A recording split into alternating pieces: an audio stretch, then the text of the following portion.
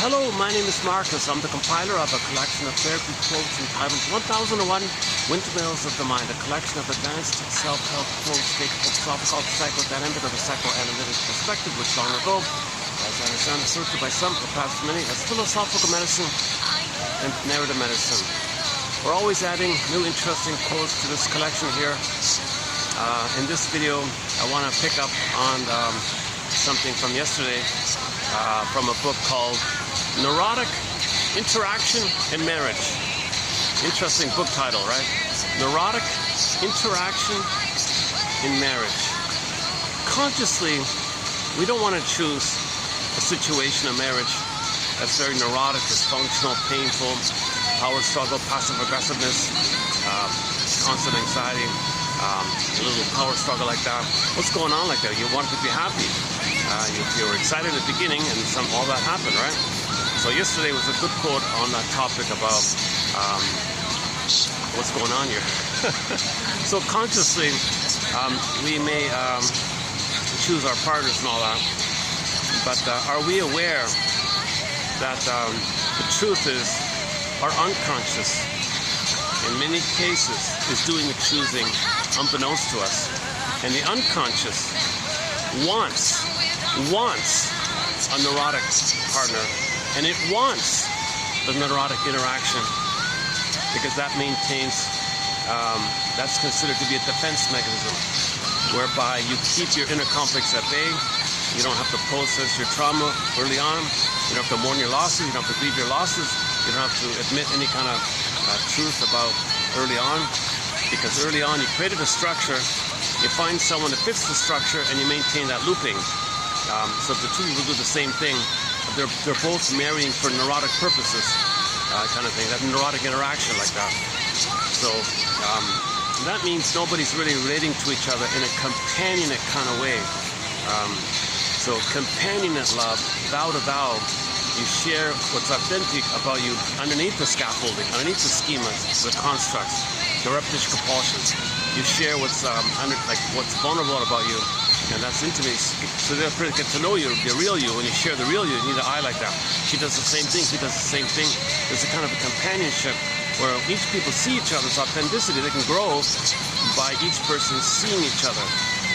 That's the ideal situation, where if the couple do start off in a blissful phase, well, that's okay. They got up together, so to speak.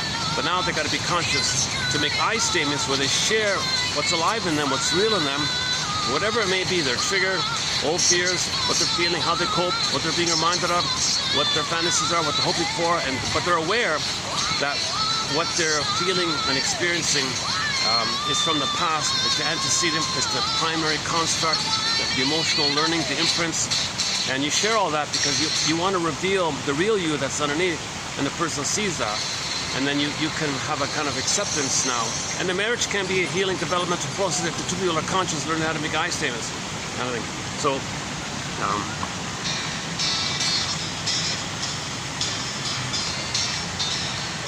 okay, so this follow-up quote on the lighter side from that same book. We don't have nothing really too deep here to discuss. This will be a shorter, lighter video here. I've done some in-depth, fun videos with fresh quotes recently. I'm kind of in a bit of a dip now with material, and I'm a little kind of fatigued myself, so I'm not going to be in my usual, enthusiastic mode here. But I want to keep posting the quotes here. So just to summarize yesterday's topic a little bit, people are surprised. They think they chose the right person. They think they're going to be happy and all that. But they didn't realize that their unconscious made them choose that person, because that other person was seen as an emotional reincarnation of the parent. And you have unresolved issue with the parent. You find a quote-unquote psychic copy of them, and you transfer, you overlay the stencil, the scheme, the working model, the imprints, the circuitry. You're like a stencil, like that. You overlay this map to the present, and it fits that person playing the role. You assign role assignment, you assign the role of the person in the present to play the mother in the past in the memory schema. There's unresolved pain, so you want to pick up on this issue and get a better outcome. So the neurotic marriage is a hope for a happy love with your mother, put it that way. All dysfunction is a hope for a better childhood. get the love they should have received, secure attachment, secure relationship, go to developmental process. That's what you're hoping for. Repetition compulsion, I mean you're living in the past, dwelling in the past, unfinished, unprocessed, unfinished. Find somebody to stand in for your mother, somebody who reminds you of your mother or the father, and then depending on which one you identify with, you find a partner to play the other one. Anyways, it's going to be a parent, right? So usually it's the mother. Sometimes the part of the mother's trans to the father, but it's really about the mother underneath him. But anyways, you have if the child has what's called an insecure attachment style, okay, he froze up his development in terms of his feeling self, his ontological self, his sensitive self, his being, his I and all, or the golden ball, the blue jay, and the capacity, the real self, the authentic I, where you have all the empathy and what's unique about you, and you live from this sense of core I, authentic I, real I, where you are your own quarterback, you know, self-agency, self-activation, expressing what's unique about you. You can apologize, ethics, morality, virtue. You feel badly if there's a mistake, you can share specifically what you did feel badly about. You acknowledge empathy, the effect it had on others, so you can make an apologize. You feel gratitude in life, you can apologize. You can mourn loss because there's an I there. You can have joy because there's joy there. You can live in the present and express what's unique about you, have meaning, path of the heart. And there's a whole long list of capacities of the I, the authentic I, like that. And that's what the child should expect it to receive. He's born for that. But if he's heard, that part is frozen. Frozen development, stunned development, stunted development, arrested development in this feeling place, in this identity place. Now the symbolization and metaphors is going to be a princess, anima, soul. So the soul, princess, embodiment gets frozen, like Snow White in a coma in the glass box, or Rapunzel locked in a tower, and so on down the line. All these images to represent that we're estranged from ourselves. It's called depersonalization. We don't fully feel real and alive. A mild degree of depersonalization where we don't feel really real like that, called depersonalization or self-alienation or empty or hollow or something like that. So our real self is on suspended. It's on kind of like hold like that. Imagine the frozen woolly mammoth with a block of ice up inside there on hold.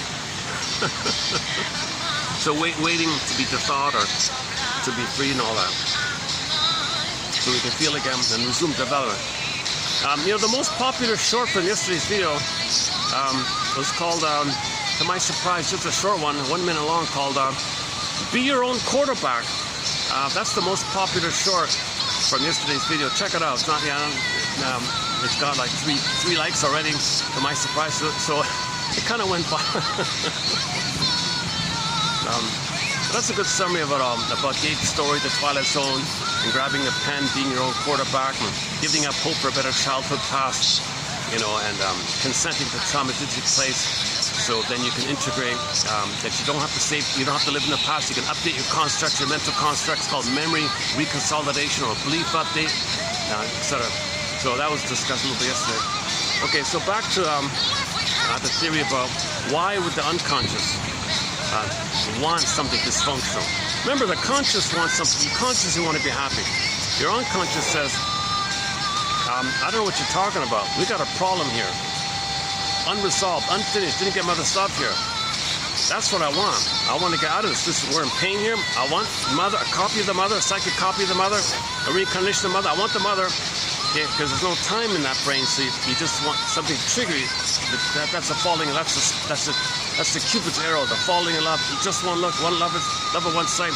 Yesterday's song for that was Melanie Thornton's song called "Love How You Love Me." When they had that, they were just this vague, blissful, floating feeling like that, called falling in love like that.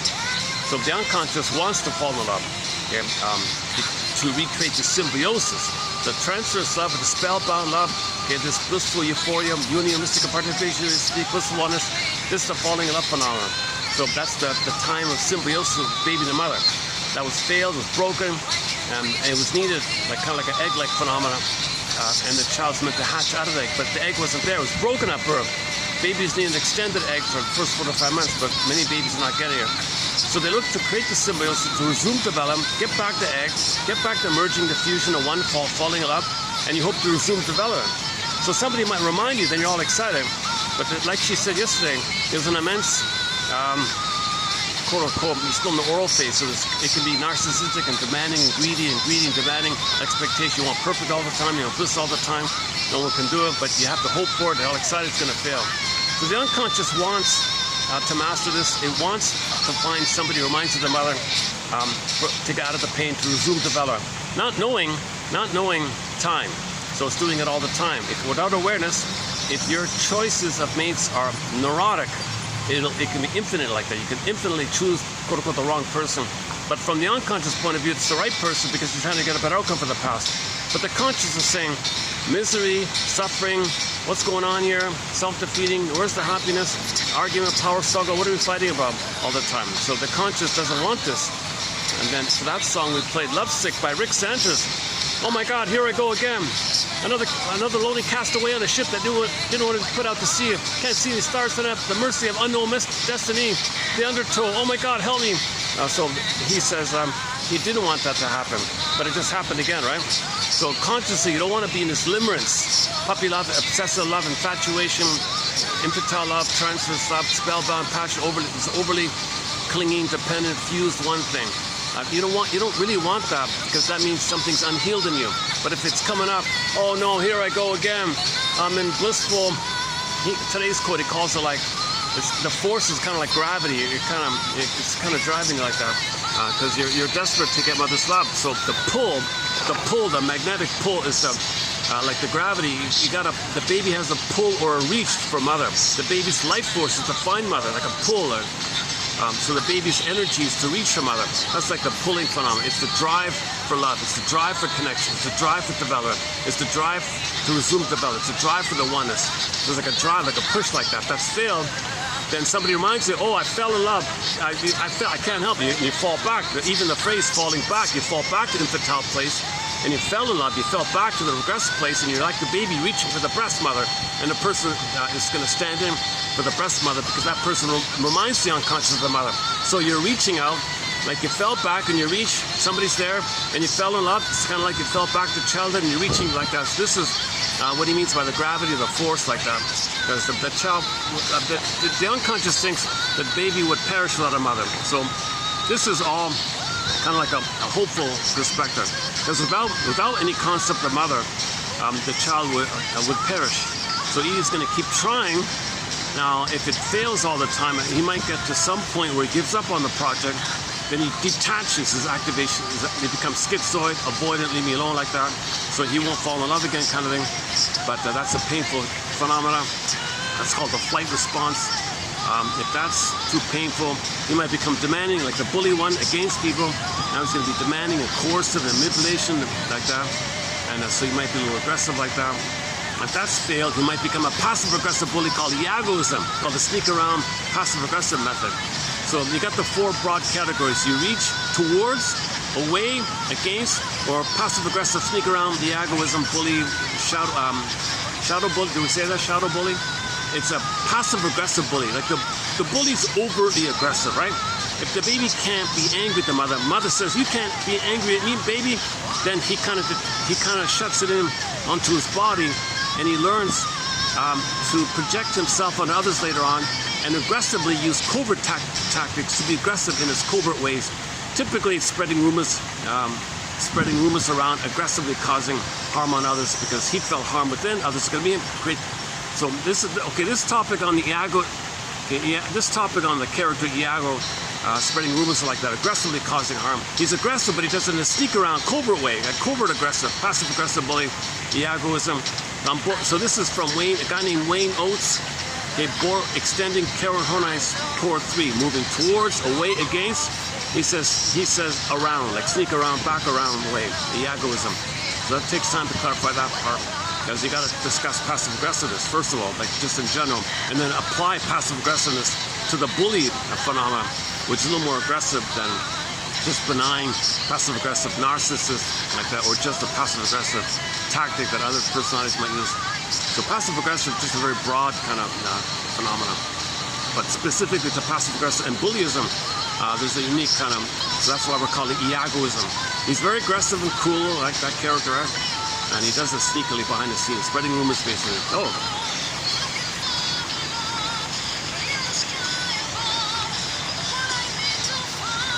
It's funny, I was feeling so tired just before starting this video. Once I started talking, I perked up a little bit. Or maybe the caffeine kicked in now.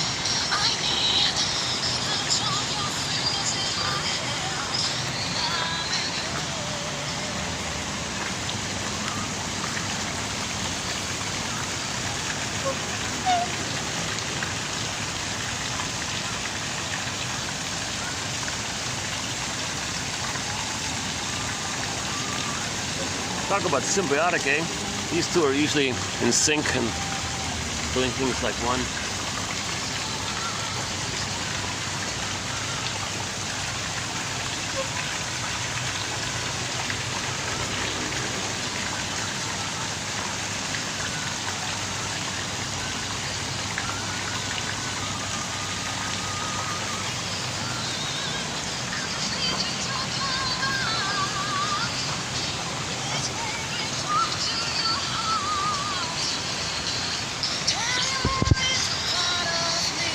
Okay, so we're up two minds. Our conscious mind doesn't want a dysfunctional, unhappy relationship. There I go again situation. But our unconscious wants this issue. It wants this symptom. It wants this dysfunction because it's hoping to get a better outcome. It's hoping for a proper outcome. It's hoping to get buttons up. It's hoping to get a secure attachment style, not a reactive, disassociative, traumatic attachment. It wants a normal attachment. So it wants somebody like the mother, hoping for a better past. It doesn't work because nobody in the present is the mother in the past. You can't change the past, but the unconscious doesn't know that. The conscious knows it. The conscious says, no, I don't want to do the same old thing over and over again. Santillana, Klegos, repetition compulsion, treadmill, hamster wheel. I want a better choice. I want a healthier choice. But you're bored. You're not going to get the chemistry because the chemistry comes from the blissful euphoria of finding the oneness. So you only, quote-unquote, have the excitement of falling in love if somebody reminds you of the mother. That triggers the circuits you lay down. Human connections lead to neural connections. Baby and the mother wired in everything. Human connections, baby and the mother interaction leads to circuitry, neural circuits. Human connections lead to neural connections. The intrapersonal leads to the intrapsychic. This intrapsychic ends up creating a schemata, mental schemata, called the personal construct, mental construct, psychic construct, internal working theater, stencil, blueprint, whatever you want. The imprints are going to lead to blueprints, by the way. These imprints are being laid down, these circuits being laid down, they become maps and blueprints for life. You follow them, because you're going to recreate, follow it, hoping for a better past to get a proper imprint, a proper blueprint. The baby wires in a traumatic imprint. He's going to follow it, hoping for a better past. Follow it, hoping for a better past. Repetition, compulsion, legals like that. So consciously, you sense something's wrong here. But if you're not fully conscious that your unconscious wants it, then your unconscious is more powerful like that. So that's why consciousness has to be developed and nursed and promoted to make yourself aware of what the unconscious. What does the unconscious want, basically? Well, the unconscious wants to repeat, hoping for a better past. And we got to be aware of this. We got to be aware and juxtapose these two ideas and hold in the mind these two ideas, and that you're moving somewhere. Because theoretically, according to memory reconsolidation theory, if you are able ultimately to juxtapose and hold in the same mental field, consciously the emotions associated that you don't want the symptom, wasting time, too expensive, life passing by, oh my God, sadness and anger, frustration, come on, you've got certain feelings about not wanting a dysfunctional relationship, but your unconscious wants it, otherwise something worse would have happened. Something worse would have happened? I have to have it because my unconscious wants the dysfunctional choice because something worse would have happened. So what happened? My mother failed me? You mean my mother really did hurt me? And here I am hoping to get a better outcome from my unconscious point of view? What a waste like that. All that time wasted? And I gotta admit, I can't get mother's love. It's not gonna work even though I want it. Even though my unconscious wants it, reality check, it's not gonna work. Because who are you trying to get love from? You're trying to get love from a memory in your mind of a mother who hurt you. There is no loving mother in your mind. Your anger at your mother is filling in the space of where a loving construct of your mother called the internalized good object, the holding interject, the soothing interject. It's missing. Your anger fills in it. You're trying to get love from your own anger. Being a loving mother doesn't make sense. But that's the issue. Your anger's there because there's no loving mother. So you want a loving mother. Okay, so this was discussed yesterday like that a little bit. So back to memory reconsolidation theory by Bruce Ecker and others. If you can hold in your field these, it's a question of I haven't done this to be honest with you, so I'm a little question mark about it. But Bruce Ecker is very enthusiastic about it, so maybe he's onto something. I don't know. But if you can really hold in your mind how you feel about not wanting a symptom. At the same time, you juxtapose, you mix match in the same field. You're holding contradictory kind of mixed feelings. Right? The mixed feelings from the unconscious is all about how it wants the symptom. It's a defense against something worse. And now you're knowing what is the worst, why it's there. You got to hold all this kind of information in your mind. And your system seeks healing. Your system does seek updating. It seeks updating if you can recognize you don't need to do this bittersweet thing of repetition, compulsion, changing the path. You don't need to do it. You can give the all hope for a better path. You can admit mother hurt you, she failed you, and you'll never get mother's love. You can admit all this time lost, this bittersweet tragedy that you're trying to win mother from you're trying to win love from a mother in your mind that doesn't even exist. Isn't it bittersweet that you thought you could get mother's love from a memory of your mother? It's not even there. Isn't it bittersweet like that? Okay, so the Twilight Zone is very helpful in this area. So we discussed the closing narration to an episode called One Life Furnished with Early Emotional Poverty, but the closing narration that one. Yesterday we talked about Gabe's story and a bunch of other episodes. The Twilight Zone has been an incredible companion TV series throughout this collection. A lot of the episodes, over 20 of the episodes discussed here, have a presentation of a psychological point. So it's an excellent show. Recently we discussed some quotes from Judge to the Defense, Carl Betz, actor Carl Betz, another great show. And we have a major thread in our collection called Psychological Minded Film and TV Show Quotes from shows like Judge to the Defense, Twilight Zone, Route 66, and sprinkling, from Harry's Law, Drop That Diva, WKRP in Cincinnati, one from Barney Miller, I think. A variety of sprinkling of quotes from shows all over the place, even from the early on, like old films, to, if I can find current ones, I'll include it like that. But a good place to start is the Route 66 quotes. 11 excellent quotes from the classic TV show Route 66. If you search in the channel, you'll get the 11 there. The top 5 in particular are stellar. Those top 5 quotes from Route 66 are some of the best quotes in this entire encyclopedia of quotes. Those are about the albatross, and the one with Vicky Newmar. That actress who played the one in the albatross, she is the same actress who played the devil lady in a Twilight Zone episode we discussed here called Up Late I Think of Cliffordville. A fun one there. Yeah, that's one of the episodes discussed in the Twilight Zone. Up Late I Think of Cliffordville. This guy was greedy, he got everything, he wanted to go back in the time machine and redo it all. He couldn't enjoy, he couldn't love, all he could do was chase, dopamine chase, he was destroying the planet. This man was destroying the planet, and when he got old, he couldn't stop and enjoy, he couldn't relax, he couldn't love. No chemical wherewithal for love and pleasure. No chemical Oh, you get it, man? If I missed it, you got a flap. It's kind of cool when the swans do their flapping thing. Yeah. So this, so at the end of life, he owned everything. He couldn't enjoy or love because in trauma, the set points of oxytocin for love are too low. The set points for serotonin, pleasure, safety, too low.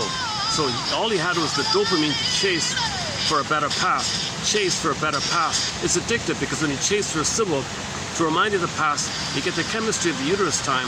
It goes down, chase to get it up again. He was addicted to chasing to blip up the happy chemicals of the uterus. Remember, the uterus time is the blissful euphoria, delirious euphoria. Okay, Garden of Eden, Shambhala, Shangri-La, Nirvana, Paradise, Avalon, all these paradisical things called the union. One guy calls it oceanic ecstasy, blissful oneness. This floating feelings, blissful floating feeling, you are triggered up by finding something that's symbolic of mother that triggers it up.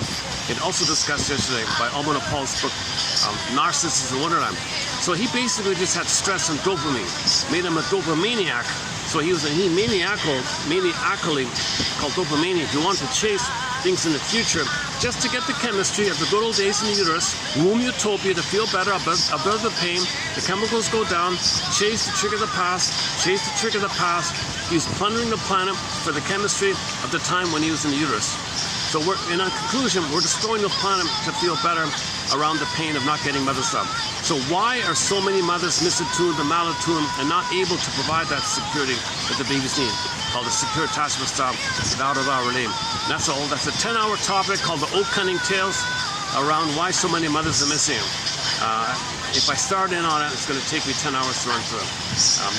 We've got a lot of great quotes clarifying and helping you understand what's going on, whereby mothers are out of it in terms of being misattuned and malattuned and being soul blind. Why are so many mothers soul blind to their baby's knees? One core one is, if she's traumatized herself, she's hoping for a better passed on her end. She overlays her schema to the present, and her schema is unresolved with the mother, overlays the schema with her mother to the present, and in the present either casts the child into the role of her and repeats what happened to her onto the child, or expects the child to play the mother for her, of child parentification. So the mother center stage, all about her, is not present, doesn't have the eye to love the baby. Maybe you gotta have an eye. She doesn't have the eye. She's hoping to get love to get the eye. She's not in a place to love the baby.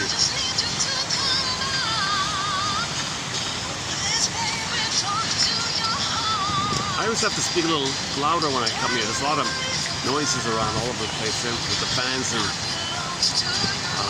the waterfall and all that. The sky train's behind me, just behind that building. What a great little place, eh?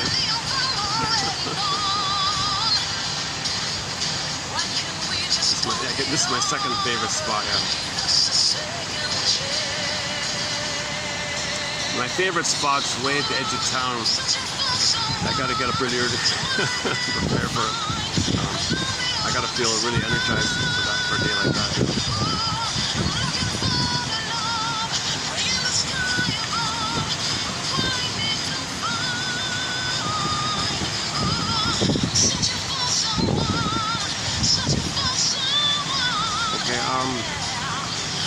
Okay, we'll update this issue on memory reconsolidation theory in the future. I ran through 11 pages of quotes on it just recently from 2313 to 23, and so I just kind of completed it. I've gone as far as I could. I'm kind of stopped. I'm kind of like blocked for myself, so let me give it a pause and see what percolates, kind of thing. I know there's going to be like a delayed onset of what's going on with that. It seems like a potential. But it's like a lot of therapy model ideas, it's easy to be impatient with it, and it backfires. Negative therapeutic reaction doesn't work. It can work if done properly. It can be misused or something.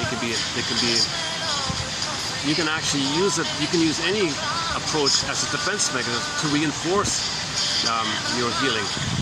Because whenever you try to heal, you're bringing up the old fears.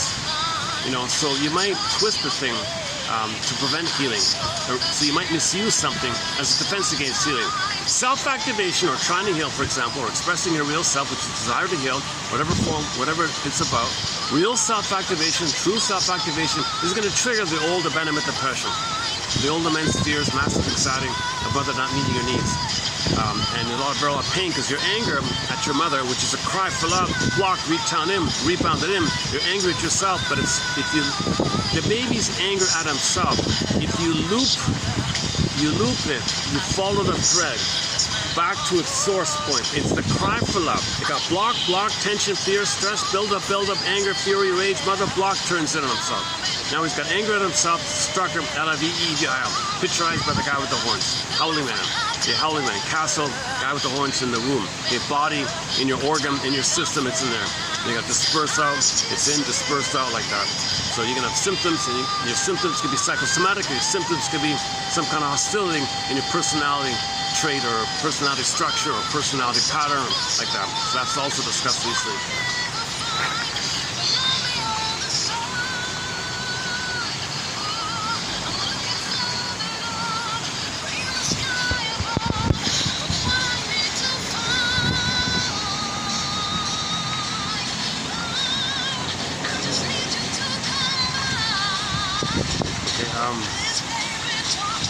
I got things in my mind in the background.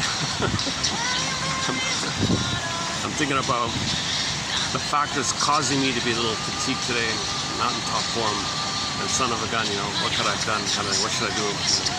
I got little things in my memories.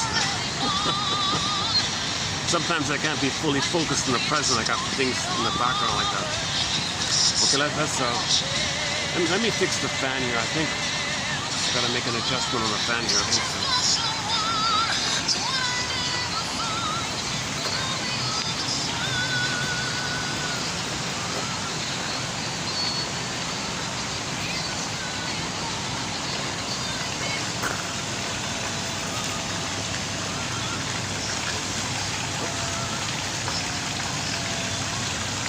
Something spooked these birds. They used to snap at the phone, and now when I pointed at them, they kind of run away.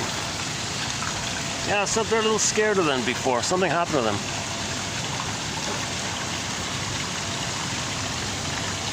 Maybe they're trained not to get too close or something. I don't know. It used to be the case when I would point the camera, they would snap at the phone and try to grab it. I kind of missed that. They're not. It was sort of a fun little thing on their end.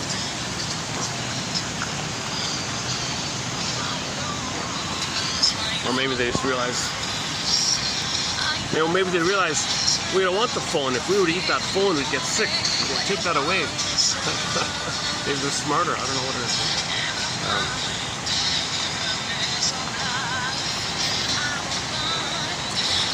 Okay, let's jump into the quote then. So this quote I'm going to read here, it's kind of vague in general. It's an old quote from 1956, but they make a point about that I think it's worth including. Something maybe common sense or obvious, but I think it's worth openly, explicitly saying it, is that, of course, the mother and the baby have a certain rapport or interaction. It's based on the emotions, but at the early time, before the hippocampus comes online, it's all unconscious. Although it's emotion, later on we call it unconscious communication. But from baby to mother, we simply call it emotional communication. So the emotions in the body, in the baby, when he's nursing and being held with his mother, there's a kind of a communication through the skin. The warmth, the emotions in the body, the mother picks up the signals of the child. Okay, the mother picks up the signals of the child via the skin to skin. That's why skin to skin is so important. The mother picks it up, she responds, she's attuned, she's in sync, rhythm of safety, rhythm of flow, called attunement and attunement, rhythm of safety, rhythm of bliss, back and forth. Baby feels, mother picks it up, corresponds, thank you mother, baby feels, mother is there, present, thanks for seeing me, thanks for being there for me, thanks for, I knew I can count on you, thanks for being there for me, let me feel safe at Kabdo, thanks for holding me, thanks for seeing me, thanks for understanding me. This is back and forth flow, and mother loves doing this, so you can need that kind of connection called attunement and attunement. This is for the first 4 to 5 months skin. That's why it's got to be skin to skin. A lot of people don't do that. And they got to leave the quarter percent to maintain the colony. So a lot of mothers are missing that as well.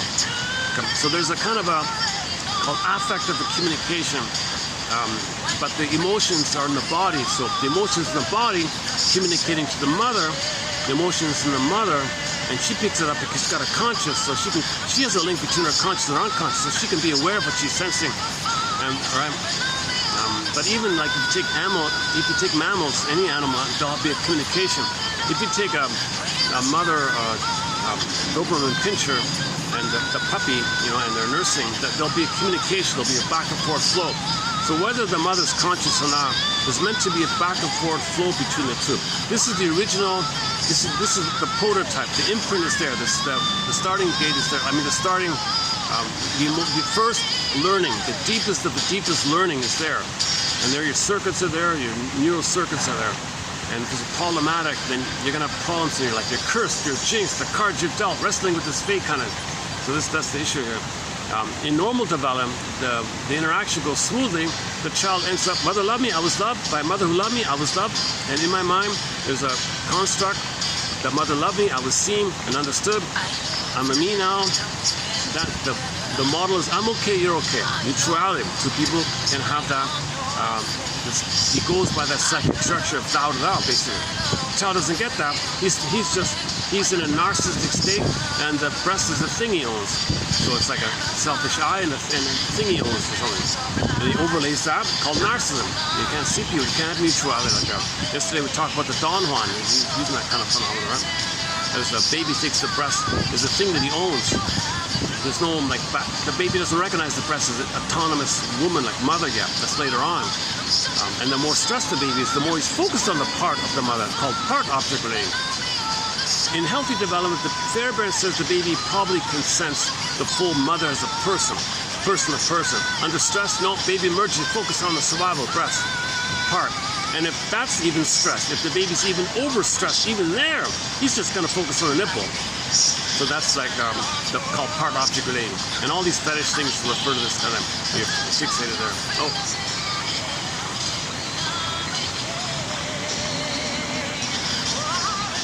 So if that's in the mind, him feeling like a king and a god, all about him center stage, he's entitled, special, all entitled, and the mother concept is this thing that's supposed to serve him. You overlay that onto the planet, onto the world, to everybody else. You're in a solipsistic bubble, you're center stage, everything should serve you, kind of thing. That's called narcissism, right? They don't relate to mutuality, so they don't have empathy for others. Famously known as lack of empathy, a lack of care of your feelings, can't apologize. These are people who never apologize, all their slogans, never regret, jungle survival. Okay. Because the baby's in a survival mode, so people with the jungle mentality are coming from trauma during this time. Because his anger is rebounding him, it's a jungle inside, in his mind. If a monster, his own anger is a monster attacking him, it's a dangerous jungle, these things. So that'll be reflected in the general attitude as code for this, as a reflection of this. His outer is a reflection of the inner. So you make the inference of your inner by your negative philosophies. If your philosophies in life are kind of negative like that, okay, that's the inference, that's the communication, that's the reflection of what's going on in your mind, which we don't see. We make the inferences in there like that. So trauma leads to a lot of negative philosophies, obviously. Jungle mentality, my greedy, your greedy, can't help it, all these excuses. The latest excuse, which is a little annoying, is the people say, well, who cares? I can do what I want because that's what the field wants. People are taking this idea of the magnet. You take a magnet over a sheet of paper. On top of the sheet of paper, you put some shavings there, right? You put a magnet underneath it, and there'll be like a little design or something. You know, there's like this kind of magnetic feel like that. The whole universe is like that. Oh yeah, blame the universe. The energetic, magnetic field energy thing. So if they feel that that's a cloak, an excuse, you blame something. You know, the workman blames the tools, kind of. You're not looking at yourself. It's defense against self-responsibility. Just to blame some mysterious, vague, metaphysical, possibly, who cares if it's true or not. It doesn't apply to a personal self-healing. There's this vaguely abstract, so distant thing about theoretical possibility that energies create patterns and things. Yeah, okay, maybe, but to focus on that, it's defense against the real personal work of admitting your mother hurt you. You don't want to admit your mother hurt you. You don't want to have a cry out about that. You don't want to talk to somebody about too much pain. Oh, just blame the field. So you act out your narcissistic entitlement and blame the field. Get that? You see, get it? So that's what I don't like about this current new age thing about quantum and all that stuff. So we got to stick to the basics here. Your baby needed a oneness. If the baby doesn't get the oneness, that's called attachment trauma, weaning trauma, and strain trauma, ambient trauma. The strain means like the constant micro-misattunement, malattunements again and again, like a strain again and again. Or some people say the ambiance, like the atmosphere, the environment with the baby, the toxic environment, like a harsh environment that might be cold and emotionally unavailable. Like the ambient, they call it ambient trauma. Or the strain, like the micro, again and again idea, like bit by bit, again and again, it builds up. People simply call it anxious attachment, reactive attachment, dissociative attachment, avoidant attachment, the disassociated one, reactive one, the bully one, things like that. So that's traumatic. You have a wiring that corresponds to that. You have a wiring that corresponds to the disturbed attachment. That means your energy is looping around, and then you're going to recreate, hoping for a better past. Recreate, hoping for a better past. Recreate, hoping for a better past.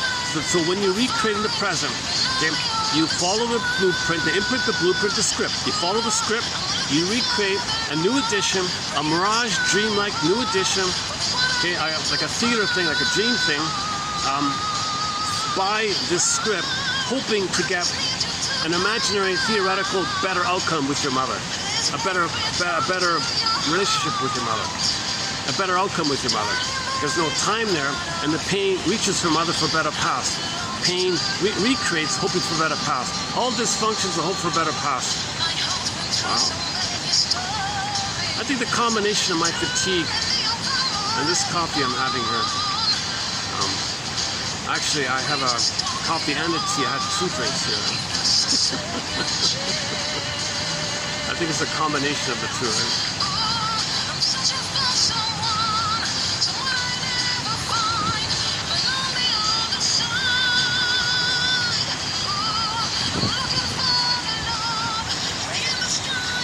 Dedicated, loyal staff here. They got the same crew since when I first arrived. The same team, very loyal, kind of like a family kind of thing. Nice people, very, very calm. They deal with high-end clients, you know, the top, like the top companies come here and have their events, private company parties or whatever.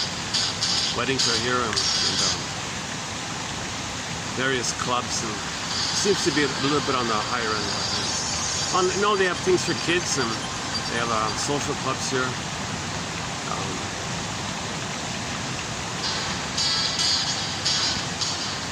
Half the time I come here, it's fully booked, so I can only come here when there's no event. It's mainly an events venue, but they keep it open when there's no event for the spring. So at the moment, as I'm speaking, there's maybe 6 or 7, or maybe more now, maybe about 10 sprinkling of guests, mostly indoors due to the heat. But like I said, this will be a shorter video. What is it? 4:20 here? All right. Where were we just now?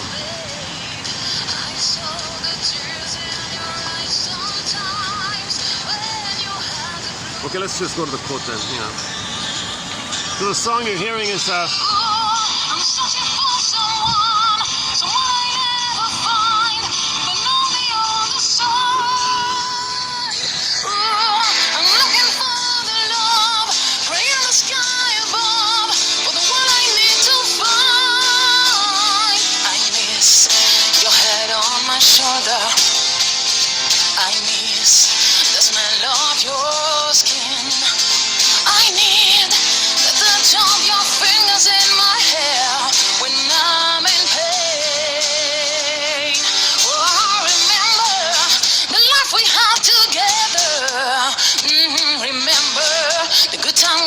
friends. I still see the kids laying all around us.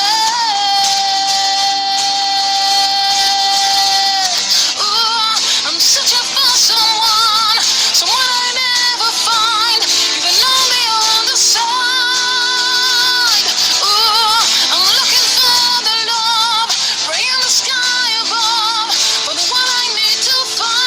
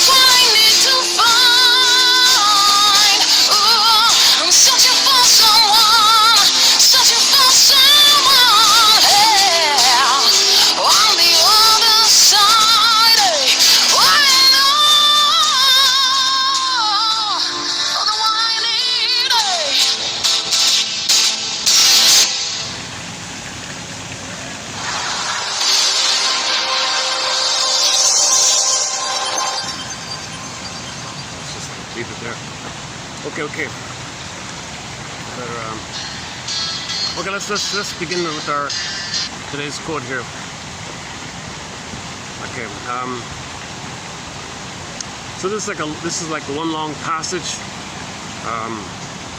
So hopefully I'll do it justice here a little bit. Sometimes. Okay, again. I'm doing a preview of 32, 34, I think, yeah. Okay, again, this is from the book called Neurotic Interaction in Marriage. If it was neurotic with the mother, you gotta choose a neurotic copy of your mother and continue it.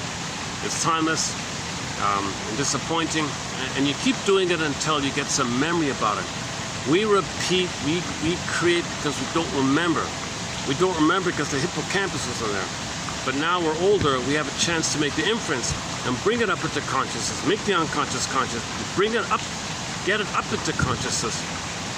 Because our unconscious is communicating to us via this reenactment, via this repetition compulsion. Our unconscious is communicating to us in this behavioral drama recreation thing. Hey, look, conscious, this is what happened. I'm going to create it.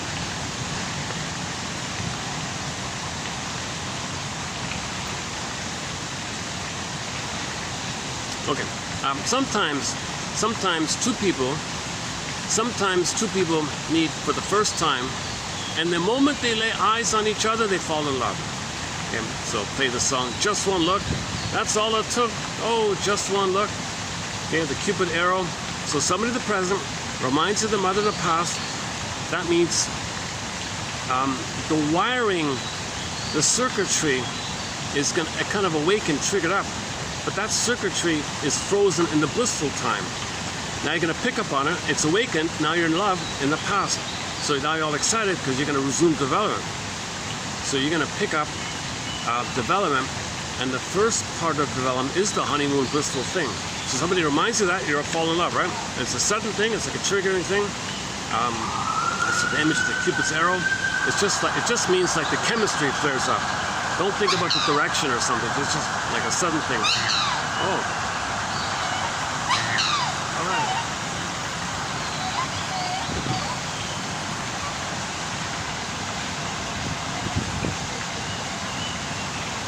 The truth is, just before starting this video, I read a little bit about, I'm not interested in the history of psychoanalysis, but because something in this quote was mentioned on it, I did a quick search on it. Oh, brother. And these two swans from... Okay, I'll tell you what I'm talking about in a minute. Let's start over again. Sometimes two young people meet for the first time, and the moment they lay eyes on each other, they fall in love. This remarkable occurrence is known as love at first sight. The dazed pair. So the dazed, crystal gazing, mind reading, dazed, like stunned, wow, right? In the video with Melanie Thornton, it was the crystal gazing image. The dazed, hypnotized, the dazed pair ascribe it to the fact that, oh, it's just some mysterious power made it happen. Fate brought us together. It's in the stars like that. Okay, well, such phrases, okay, we may say, imply that they think some kind of super unknown power is responsible for this. Well, it's easy to see that fate in these cases is the projection. Projection, Cupid's arrow, you project. So the need for a good mother flies onto the girl in the present, and she's seen as that one in the past, so it's projective, right? So you need a good mother. So when you see somebody who reminds you of it, it's projective, like it's seen out. You don't know what's with him. To know what's with him, you see out. So if you want a clue of what your mother was like, notice the people you're spellbound with, you're in daze with. If they rejected you, if you only like rejecting people, well, your mother was rejecting.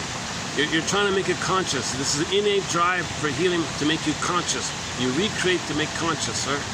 And you're only attracted to somebody who reminds you of the mother, so you can know who the mother was like, what the mother was like. Right? Such phrases imply that a superhuman power is responsible for phenomena.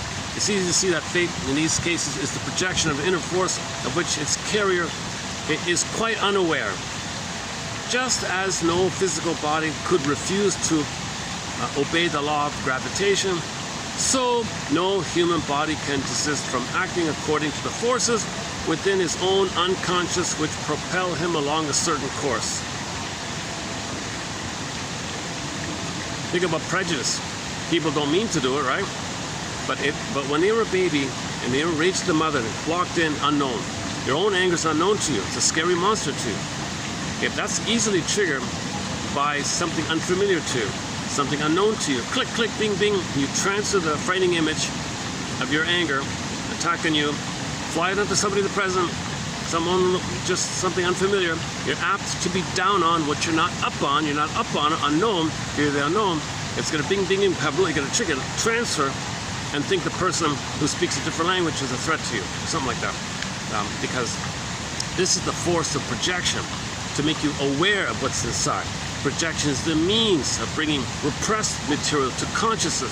Projection and prejudice is projection, and projection is the way to make repressed material to consciousness. It's repressed that you were angry at your mother, and that anger is going in on yourself as a cry for love to her. This is repressed, unknown. Prejudice tells you this. Prejudice tells you your mother failed you. Put it that way, to be blunt about it. One theory of over a dozen we have here on prejudice. So we got to know ourselves, right?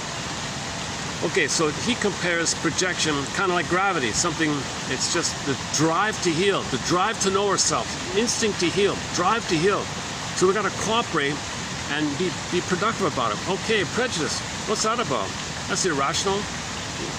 We're all one family. He's wounded. Why do I think he's so threatening or something? He's scared, he's hurt, he lost his woman or something like that. His country was plundered and pillaged, and his mother was a war child or something, and she had PTSD. They all got PTSD. Lost their family, can't grieve. They're suffering. They're upset. They're traumatized. They're hurt. They're not trying to. They're desperate. They're just trying to. Why do I think they're threatening? So you're not seeing the humanity of the other people's situation. You know, they didn't. Most people who leave their places, almost all of them said they didn't want him. It's because they were so hurt and scared and wanted a better life for their children. Things like that. But anyway, so you see someone unfamiliar to you, bing, bing, bing, bing, bing, bing, bing. That reminds me of April Wine. Go to the April Wine song called Ooh, What a Night, is that it? The opening with the bell. Ooh, what a night.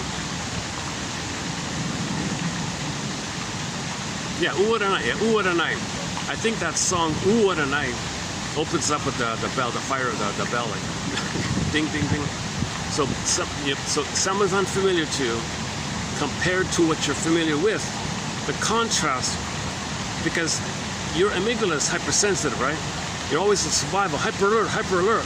So if something's different, that triggers your anger at yourself. Now your anger at yourself is hurting you.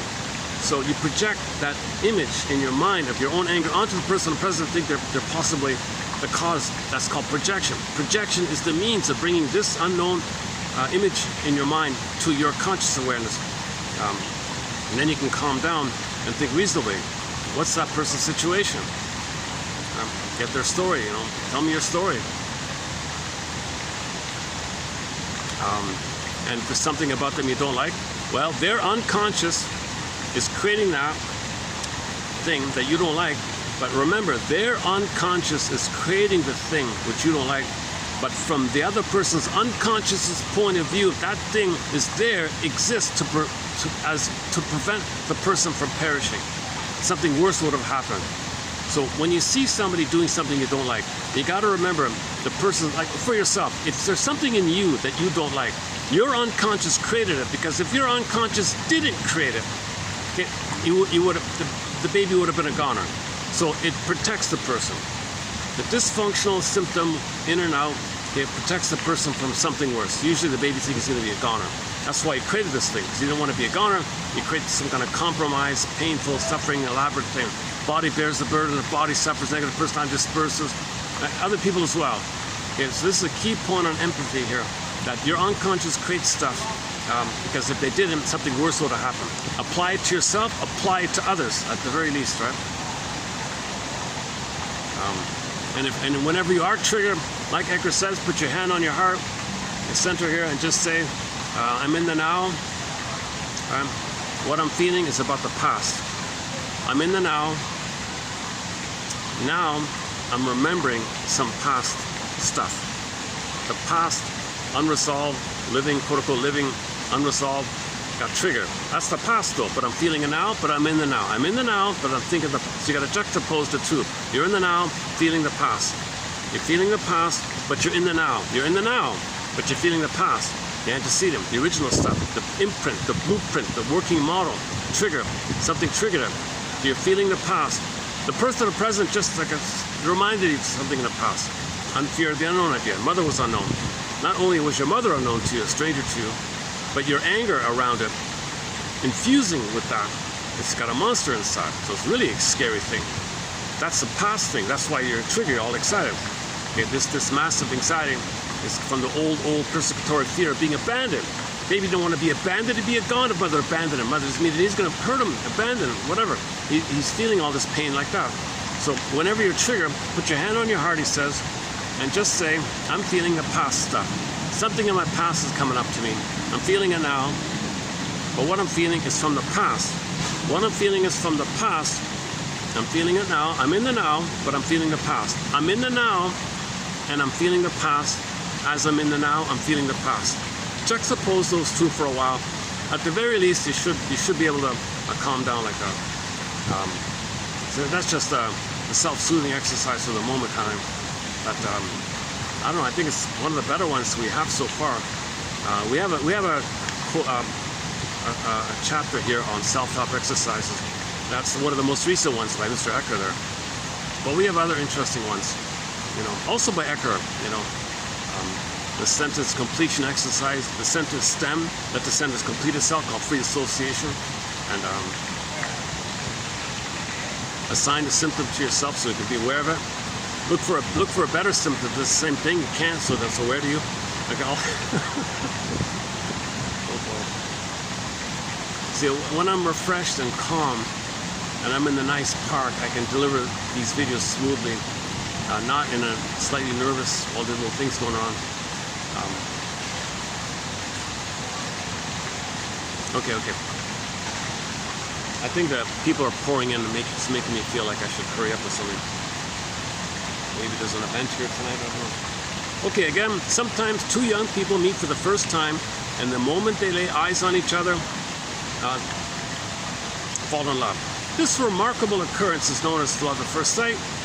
The dazed pair ascribe it to the fact that fate brought them together, or they may say it was written in the stars. Such phrases imply that some grand power was responsible for the phenomenon. It's easy to see that the fate in these cases is the projection of an inner force of which its carrier is quite unaware. Just as no physical body could refuse to obey the law of gravity, so no human person can desist from acting according to the forces within his own unconscious which propel him along a certain course.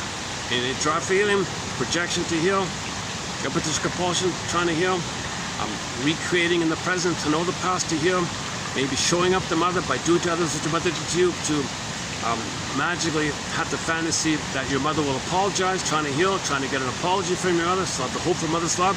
So if you show her up, expose her, imitate her, okay, you got all these little things, hoping for a better past. In the field of emotional interaction, certain aspects of the mother-child relationship are paralleled in the marital situation. Okay, this is what I didn't know here. The Tiffany lady. The last Tiffany. First time mentioning this. She changed her name. She used her first husband's name, Burlington. So Dorothy Tiffany, the granddaughter of the Tiffany guy. The book is called The Last Tiffany. Of the Tiffany girls, she was the last one, the granddaughter of Mr. Tiffany. That's the last name, the family name, Tiffany. And she was the granddaughter, Dorothy Tiffany. Now, she was a wounded lady, obviously. She married a fellow named Birmingham. His last name was Burlingham. That fell apart, but she kept the name to detach from her family or something. So what did she do? She flew to Mr. Freud, and she became a patient of Mr. Freud. Mr. Freud, to my surprise, let her, because she's a billionaire daughter, you can stay with us. So she moved in the Freud home, and this Dorothy woman and Freud's daughter, Anna Freud, they fell in love. And for the next 54 years, they were a couple. They lived together for 54 until the end like that. So They don't openly advertise themselves as a lesbian couple or something, but it's well known, it's understood. In Wikipedia it says, intensely romantic friendship, they would call it. So they were careful like that, right? But it's well understood that they were a couple like that. But they did stay together for some reason, like that. So maybe the daughter over-identified with the father, right? And the father's like his mother. So maybe she represents mother and father for her. I don't know what's going on with that. I don't know how that works. That's out of my zone here. I'm not a forensic psychiatrist. I don't know about the hormones kind of thing, and trauma and prenatal trauma, the hormones getting disturbed, and the psychology, identifications, wiring, hormones. At what point as a person biological and psychological, emotional, hormonally something? You got a body structure one and everything else the other. Yeah, that's out of my zone. We don't cover this whole LGB. I think I only have I have only one quote on that topic. Maybe, possibly, I don't know. We'll tackle that topic in the future. I'm still trying to figure out the Don Juan, something more basic. That's pretty tough stuff, that kind of thing. I think only the biology people, hormonal studies. It's a physiological, hormonal kind of. You got a brain scan. I don't know. Maybe it's got to be more scientific about that. I don't know. So I don't know why this is going on like that. But anyways, this author here quotes this woman, the last Tiffany girl, Dorothy Burlingham Tiffany. She speaks of the fact that there is direct communication between the unconscious of the mother and that of the child. Now, this Tiffany girl, okay, and Anna Freud, the couple, they're called partners, they're trying to heal. It seems like they're trying to heal. So they spent their whole lives studying children, the psychology of children themselves. They're wounded children, right? They're adults, they got education and lots of money, so they want to understand themselves. So in an attempt to heal themselves, understand themselves, they spent their lives studying children, traumatized children. This Dorothy woman even studied a blind child trying to survive in a world that they can't see in. And she relates to that or something. So these ladies were trying to understand themselves. So anyways, Dorothy Burlingham, the first husband, she adopted her first husband, who she didn't love, maiden name. So her name is sometimes shown as Dorothy Burlingham, sometimes Dorothy Burlingham hyphenated Tiffany, or sometimes just simply Dorothy Tiffany. Three versions there. This woman here speaks of, okay, this trillionaire daughter, right? She speaks of, a billionaire, speaks of communication between the unconscious of the mother and the child. Now, the trained observer, not to mention the lay person, finds it difficult to understand the unconscious communication interaction between marital partners. So you look at a married partner, is it the case that there's some kind of similar, analogous thing going on with a married couple? The way the mother and the baby communicated, emotionally, unconscious, do couples have the same kind of thing? Is there such thing as unconscious to unconscious communication, or unconscious affects to unconscious affects communication? Do they influence you? Does one induce the other? Does one want to be a parental and respond to the other? Like, okay, so the trained observer finds it difficult to understand the unconscious communication interaction between the marital partners. One reason is that some of this communication is nonverbal, of course. In the case of the child, it's pre-verbal, nonverbal, pre-verbal, okay. There is a tendency, completely unjustified, to regulate this form of communication to the realm of the mystical, the telepathic. So now you're getting into all this. So they studied the occult, and they said, no, this is unconscious communication. Okay, this is not some outer occult thing. That's just a projection of your inner unconscious communications. So it's nothing to do with some outer dimension thing like that. It's called projection, to know the inner. So belief in all these mystical, occult, new age, that's just code for the inner. To know the inner, you project on the outer. The projection on the outer is the way to know the inner. The outer is like a screen. You project it onto the cosmic screen up there, the cosmic screen, but it's a projection of the inner. Projection is the means or the way or the method to bring this unconscious material to conscious. So you put it out there and talk about all these things. It's called New Age thinking, but it's really talking about your inner life, your unconscious life, the original emotional communication with mother and baby, like that. Let me let this couple take their photos here. Can I go there?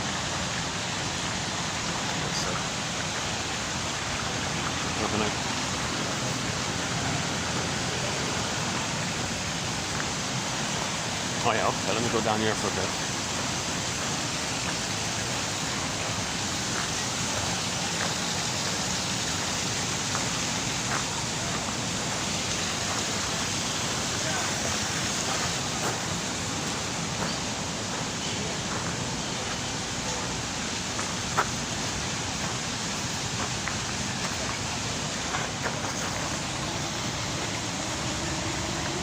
Oh yeah, they're preparing it. They got a whole outdoor bar here. Okay, let's just wait for the honeymoon or the couple there to take their photos and all that. The reason I sit there mainly because that's the only spot where the fan's cord has an electrical outlet. I can't, like here, I can't get the fan here.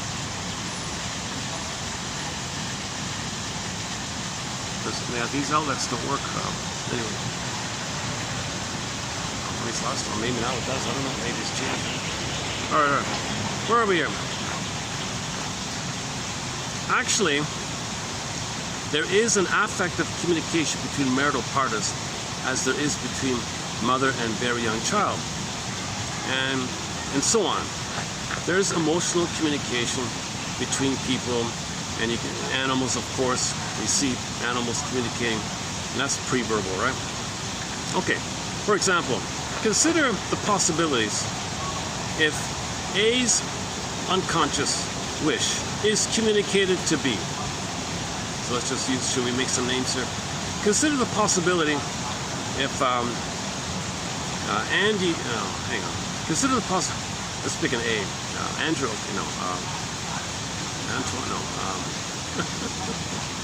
Oh, Amos and Andy? Amos. And he judged the defense, the opening seat of the town of fictional town called Amos. So, Amos and Andy, remember the TV show Amos? We have one quote from that show, Amos and Andy. Very popular classic comedy. Okay, consider the possibility if Amos's unconscious wish is communicated to B. What was her wife's name? Oh, Sapphire. Yeah, Sapphire. Consider the possibilities if Amos's unconscious wish is communicated to Sapphire, the beautiful wife, right? The spirited, funny woman, right? She was quite a character herself, right? Okay, consider the possibilities. Consider the possibilities if Amos's unconscious wish is communicated to Sapphire. I've got Amos's voice in my head right now. Sapphire. Consider the possibility. There's a town that has streets named after Amos Street and Andy Street. They named the streets after those two sitcom characters. Consider the possibilities if Amos's unconscious wish is communicated to Sapphire without either one being aware of it, is then acted upon by Sapphire, and finally consciously reacted to by Amos. Who started the whole thing in the first place? This marital interaction. This is marital interaction. This is marital interaction in action. Okay, now this example seems a little. This example maybe is not too relatable, unless you're a fan of that film. What's it called again? The guy who's staring with the binoculars. at his neighbors or something. What's it called again? Some silly film, one of these silly a boring, obnoxious, annoying film by Hitchcock. The Room, was it called? No. Oh boy, whatever. Okay, I don't really follow this example too well, but anyways, she's got it here as, for example, let's say Sapphire. Let's say Sapphire really wants to peep and stare at the neighbors. She's embarrassed to admit it. Very perfectionistic. Got a scroll there. You know, very proud, honest, upright, dutiful, responsible woman. No way she would ever entertain that thing. No way she would do such a thing. She'd be outraged at this idea, right? She would never admit to that. But maybe in her unconscious, she's really curious about what's going on with her parents. So what's going on with the neighbors? So the child is repressed, but it's coming up by, oh, let's speak at the neighbors. Okay, now this is all unknown, but she has an unconscious wish. That unconscious wish might go to Amos. Amos picks it up. Oh, do I have this wish? Because they're one, they're fused, they're pretty close, you pick up each other's stuff. He might think it's his wish. He might identify her wish as his wish. So he may pick up the binoculars and stare at the neighbors. And she's outraged. But that's what she wanted. She started the whole thing. This is called marital interaction in action. Consider the possibilities. If Sapphire's unconscious wish is communicated to her husband Amos without anyone knowing about it. And finally, Amos acts out Sapphire's wish. And then Sapphire freaks out at what Amos is doing. But Sapphire started this whole thing. This is marital interaction in action. For example, Sapphire had strong scoptophilic. That's the voyeur one, right? Scopto, like spying, looking at. I don't even know what that word means. Scoptophilic tendencies. I'll have to check that out. Since these would have been most disturbing had they emerged on the surface, she had to repress them. So Sapphire is a very upright woman. She would never admit to this. She would repress it. She would repress it if she had this scoptophilic tendency. Whatever. Okay, we'll have to look at that. Actually, Berger's got a whole chapter on this topic in his book called Curable and Incurable Neurotics. He's got a major section, and like half the book, like a third of the book's on it. I kind of skipped that whole thing. This voice, you want to feel, you can't feel, so you stare at other people. So if you stare at other people feeling, the prototype is you might watch other people feeling because you couldn't express. You couldn't express your feeling, quote unquote, exhibitionistic, you're feeling, repressed. So you look at other people feeling. This whole kind of area. For example, Sapphire had strong scoptophilic tendencies. Again, whatever. Since these would have been most disturbing had they emerged on the surface, Sapphire had to repress them. Sapphire could maintain this state of affairs only if her husband, Amos, peered into neighboring windows through his binoculars. Gradually, it became apparent that she was unconsciously prompting Amos to indulge in this activity while consciously criticizing him for it. So she's shouting him, don't put that down, don't look at. This situation is reminiscent of an incident told to me by a married couple. Okay, so he's got a metaphor for this. The metaphor is as follows. Just an approximate, not too convincing. I originally didn't want to put this in. I thought, okay, well, I can't think of a better one, so for the time being, let's just use this example for this example of Amos and Sapphire. Sapphire wants to peek, but no way would she admit it. Amos identifies it. He's doing the peeking. Sapphire barks at him. What the hell? Like cross circuits, right? So the metaphor for this cross circuit thing is this idea here.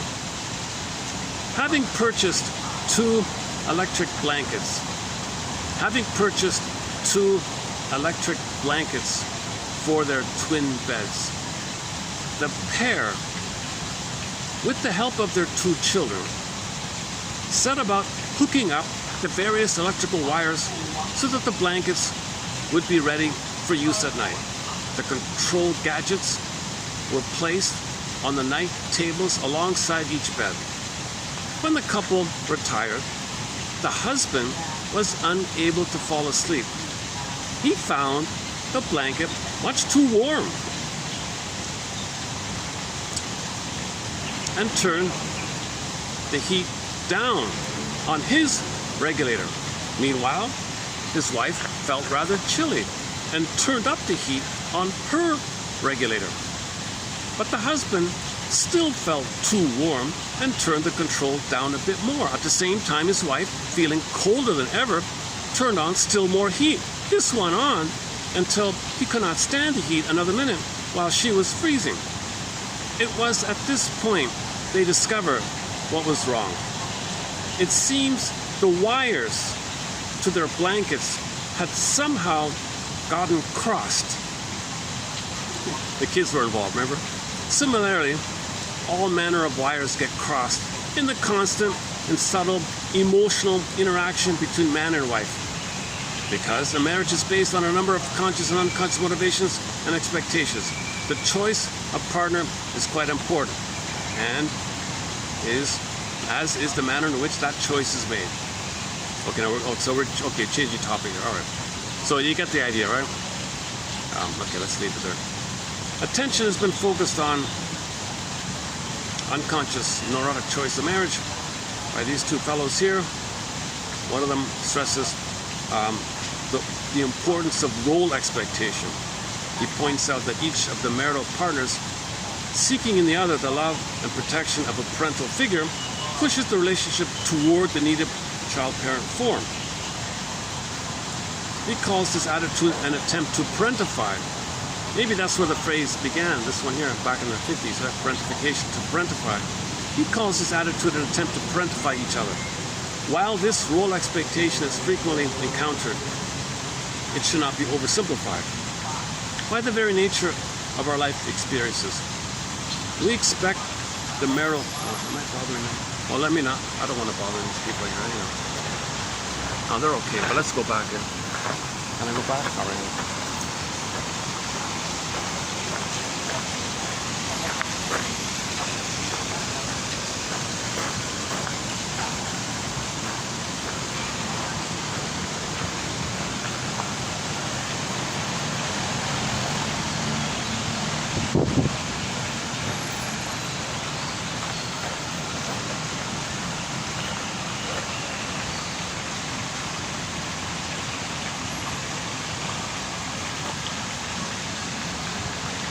Yeah, come to think, that's not a bad metaphor, right? With the wires.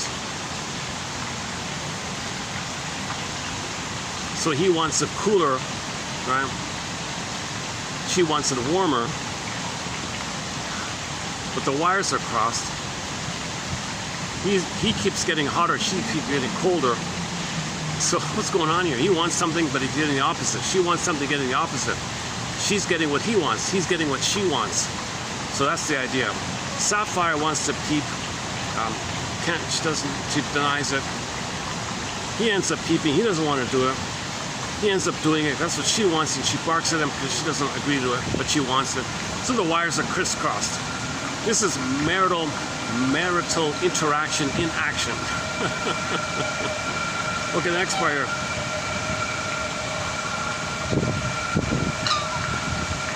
Okay, about the roles. Okay, so you assign roles to people. Marriage is the stage on which the individual plays multiple roles and expects his mate to play multiple roles too. A woman, for example, chooses her husband because she sees him as a carbon copy, a psychic copy, an emotional reincarnation, a copy, right? A carbon copy of her father whom she hated. This permits her to reject him, her husband. So if she hates her father, he'll marry a man like her so she can hate him, right? One version, right? I guess that's one version, right? Anyway, just the idea of roles. Just the idea of roles. This permits her to reject the husband, a role that becomes permanent on her part. Her husband, in response to her rejection, annoys her, thereby fulfilling the expected role of rejecting her as her father once did. So she recreates it.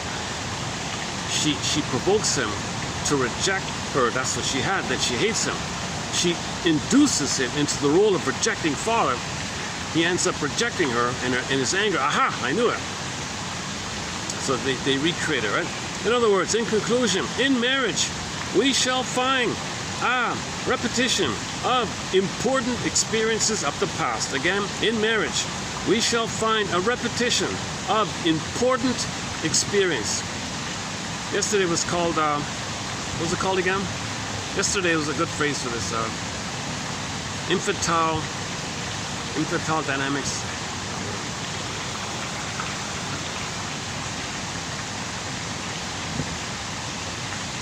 Their marriage was being overburdened by projections from previous unresolved relationships. Okay, let's see if the phone will read it out here. Let's get a read out with this. Okay, this quote's not so bad, eh? As I was preparing it, I thought it's a bit weak, but on the second thought, maybe it's not so bad. That's why I read these out, so I can learn it myself. Like I read it once, okay, and then I read it here, I feel like a little more, oh, okay. Sometimes I learn something after reading it, 20 times. Okay, let's see if this will read out or not. I'm not sure. Oh, hang on. Let me adjust the speed. Is that right? Oh, it started. Hang on. Sometimes two young people meet for the first time, and the moment they lay eyes on each other fall in love. This remarkable occurrence is known as love at first sight. The dazed pair ascribe it to the fact that fate brought us together. Or they say, it was written in the stars. Such phrases imply that a superhuman power was responsible for the phenomenon. It is easy to see that fate in these cases is the projection of an inner force of which its carrier is quite unaware. Just as no physical body could refuse to obey the law of gravitation, so no human body can desist from acting according to the forces within his own unconscious which propel him along a certain course. In the field of emotional interaction, certain aspects of the mother-child relationship are paralleled in the marital situation. Dorothy Burlingame speaks of direct communication between the unconscious of the mother and that of the child. The trained observer, not to mention the layman, finds it difficult to understand the unconscious communication and interaction between marital partners.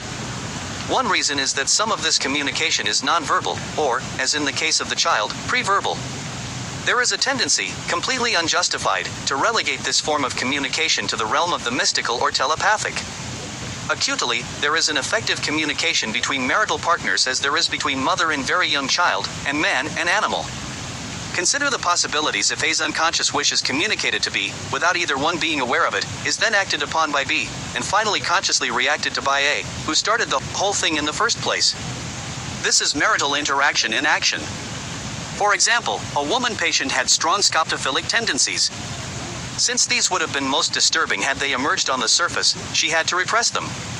She could maintain this state of affairs only if her husband peered into neighboring windows through his binoculars for hours on end. Gradually it became apparent that she was unconsciously prompting her husband to indulge in this activity, while consciously criticizing him for it. This situation is reminiscent of an incident told me by a married couple. Having purchased 2 electric blankets for their twin beds, the pair with the help of their 2 children set about hooking up the various electrical wires so that the blankets would be ready for use that night. The control gadgets were placed on the night tables alongside each bed. When the couple retired, the husband was unable to fall asleep. He found the blanket much too warm and turned the heat down on his regulator. Meanwhile, his wife felt rather chilly and turned the heat up on her regulator. But the husband still felt too warm and turned the control down a bit more. At the same time his wife, feeling colder than ever, turned on still more heat. This went on until he could not stand the heat another minute, while she was freezing to death. It was at this point that they discovered what was wrong. It seems the wires to their blankets had somehow gotten crossed. Similarly, all manner of wires get crossed in the constant and subtle emotional interaction between man and wife. Because a marriage is based on a number of conscious and unconscious motivations and expectations, the choice of partner is quite important, as is the manner in which that choice is made. Attention has recently been focused on this aspect by Henry V. Dix and Nathan W. Ackerman. Dix stresses the importance of role expectation. Ackerman points out that each of the marital partners, seeking in the other the love and protection of a parental figure, pushes the relationship toward the needed child-parent form. He calls this attitude an attempt to parentify each other. While this role expectation is frequently encountered, it should not be oversimplified. By the very nature of our life experiences, we expect the marital partner to play not one role but a variety of them. Some of these roles will be of greater importance than others, some may be directed toward the same goal, others may have opposing aims. Marriage is the stage on which the individual plays multiple roles and expects his mate to play multiple roles too. A woman, for example, chooses her husband because she sees him as a carbon copy of her father whom she disliked. This permits her to reject her husband, a role that becomes permanent on her part. Her husband, in response to her rejection of him, frustrates her, thereby fulfilling the expected role of rejecting her as her father once did. In marriage we shall find a repetition of important experiences of the past. The marriage was being overburdened by projections from previous unresolved relationships. F. Beatman, M. Hyman TQ 3234.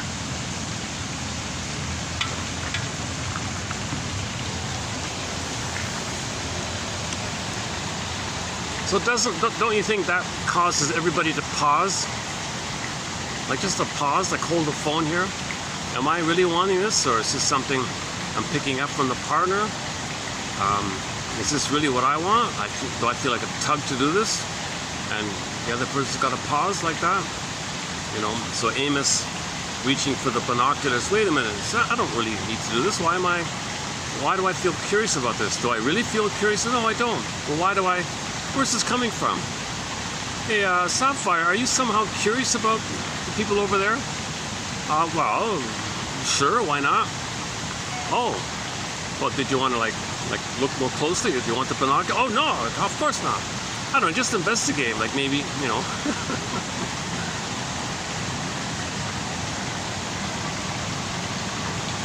The name Amos came up because yesterday we played a clip from Judd for the Defense, the opening sequence, and it was filmed in a fictional town called Amos, maybe named after that character, Amos and Andy.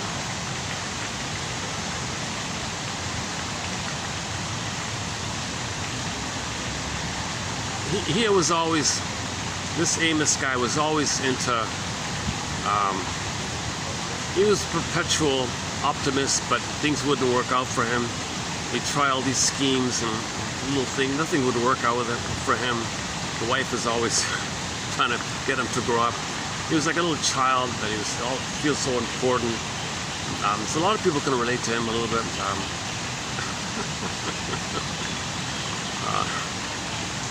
He's just so, sometimes just so proud and convinced of his grandiose schemes or something. If we do this, if we...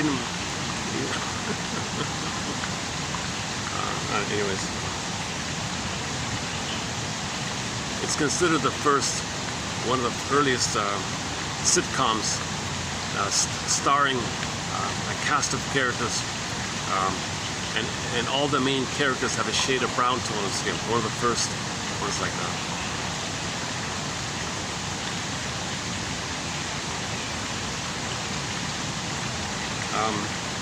Okay, let me try the female voice. Let's see if we get a different perspective on it. Since we're talking about couples, let's be fair. Let's get the female voice. I don't want someone to say, hey, you only played the male voice. What about the female voice? Yeah, you understand. You understand. What are you trying to say, guys?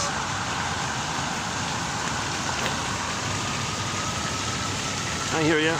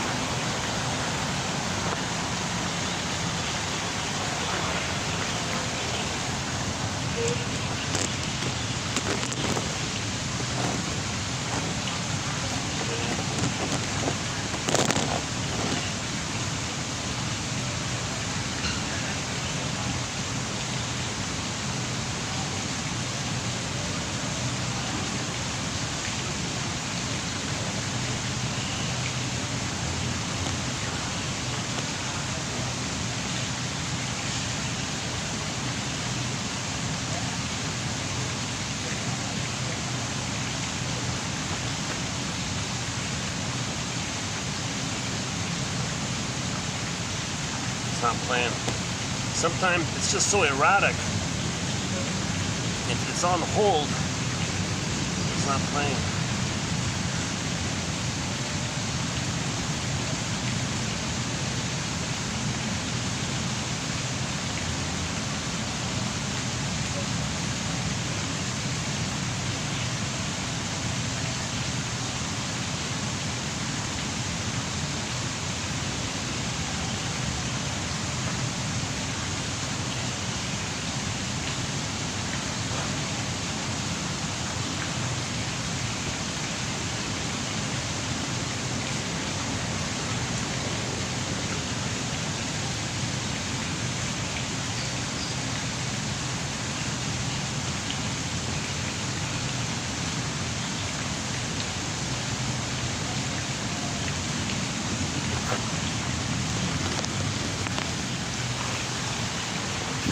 Well, I tried to play it. It's on. It just suspended like that. Okay. At least we got one readout. That's good. Okay, we got one readout. Okay, I think I'm gonna have to start to wind it down here. People are filling in. It's a shorter video. Yeah, it's okay.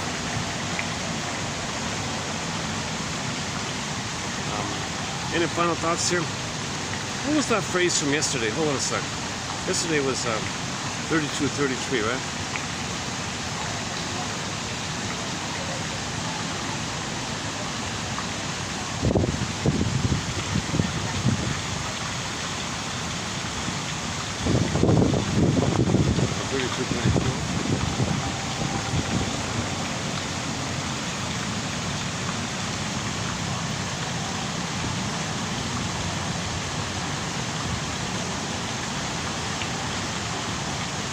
This one? Oh yeah.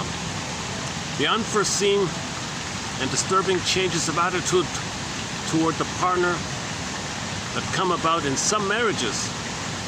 The open and disguised manifestations of mutual provocation, the pyramiding of anxiety, the defensive withdrawals, and the deterioration of feelings and behavior. Unless checked, these factors may lead to emotional divorce. The therapist, the counselor, tries to save such marriages by exposing their interplay of mutual hostility or power struggle, i.e., the compulsion to repeat. The therapist wants to expose to the neurotic couple how each of them are engaged in their own respective compulsion to repeat. The compulsion to repeat. Forgotten, infantile situations in the current relationship. They're going to repeat unremembered, forgotten, infantile situations in the current relationship because it was unresolved, unmourned, unidentified, unprocessed, causing all this pain. You got to recreate it. To have some resolution, some kind of closure, some kind of completion, some kind of assimilation, some kind of acceptance, some kind of recognition, where you're not pained by it anymore. Goes laid to rest, live in the present, basically.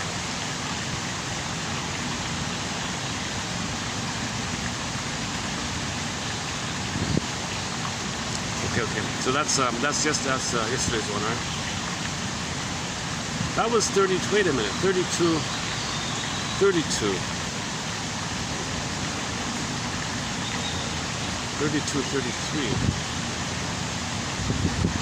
Oh, okay, I skipped one. Okay, so yesterday was 32,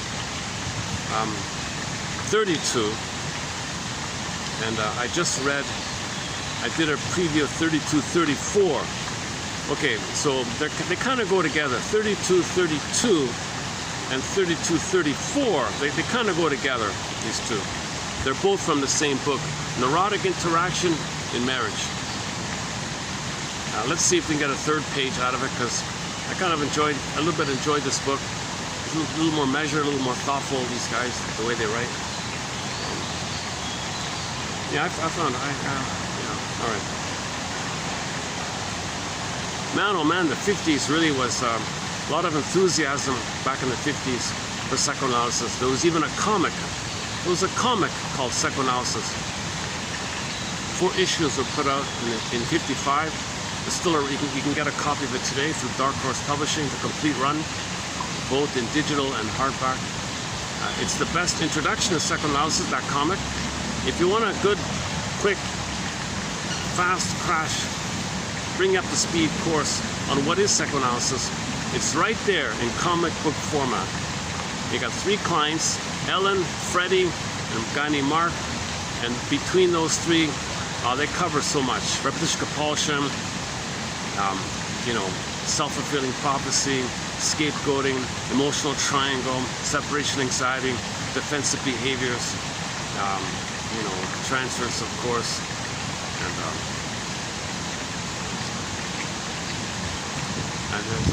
I'm missing something.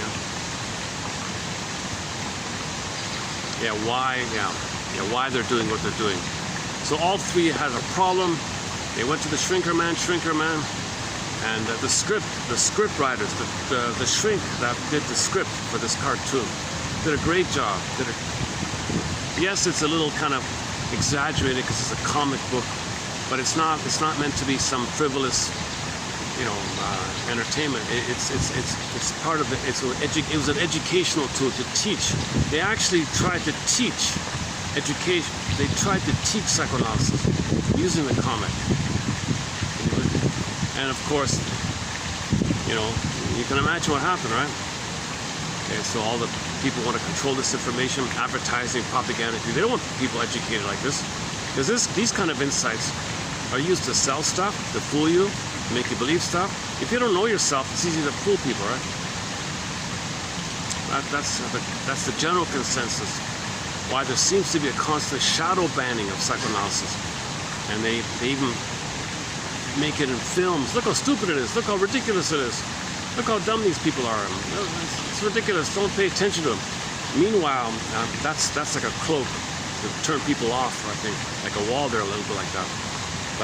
But it is helpful. Masterson, Karen Horney, Edmund Berger, Menard Klein, Fairbairn, Guntrip, Solani, Bromberg, Janoff, Althea Horner, and the list goes on. We've got hundreds of excellent authors. This channel never shows up in any of the search engines. If you search for something covered here, it'll never take you to here.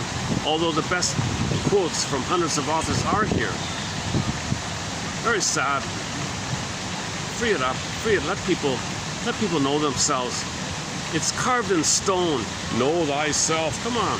It's carved in stone over there. Know thyself. We're meant to know ourselves.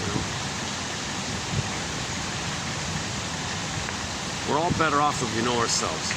We will all be better off the more we know ourselves. The more we connect with ourselves, the more we understand ourselves, the more we understand others. The fact that there's a fear of this implies that babies are being way too traumatized. There's way too much pain being inflicted on babies. So that's number 1. We gotta beg indigenous people, please teach us how to give a natural birth to our babies. They'll say lotus birth, leave the cord, leave the placenta, skin to skin, put the baby in the belly, let him nurse, skin to skin, hormones, leave the smells, leave the muck, leave it all. Okay, mother holds the baby, skin to skin, skin to skin. The skin to skin, okay, the nursing, the nerves, and the loving gaze creates this cocoon, creates this outer womb utopia, like a social outer continuation of the original water world utopia, uterus utopia, womb utopia. We need like an outer kind of version of it, and mothers they're expected to provide that. Most mothers are not doing it. Babies feel basic trust broken, and they cope in a certain way.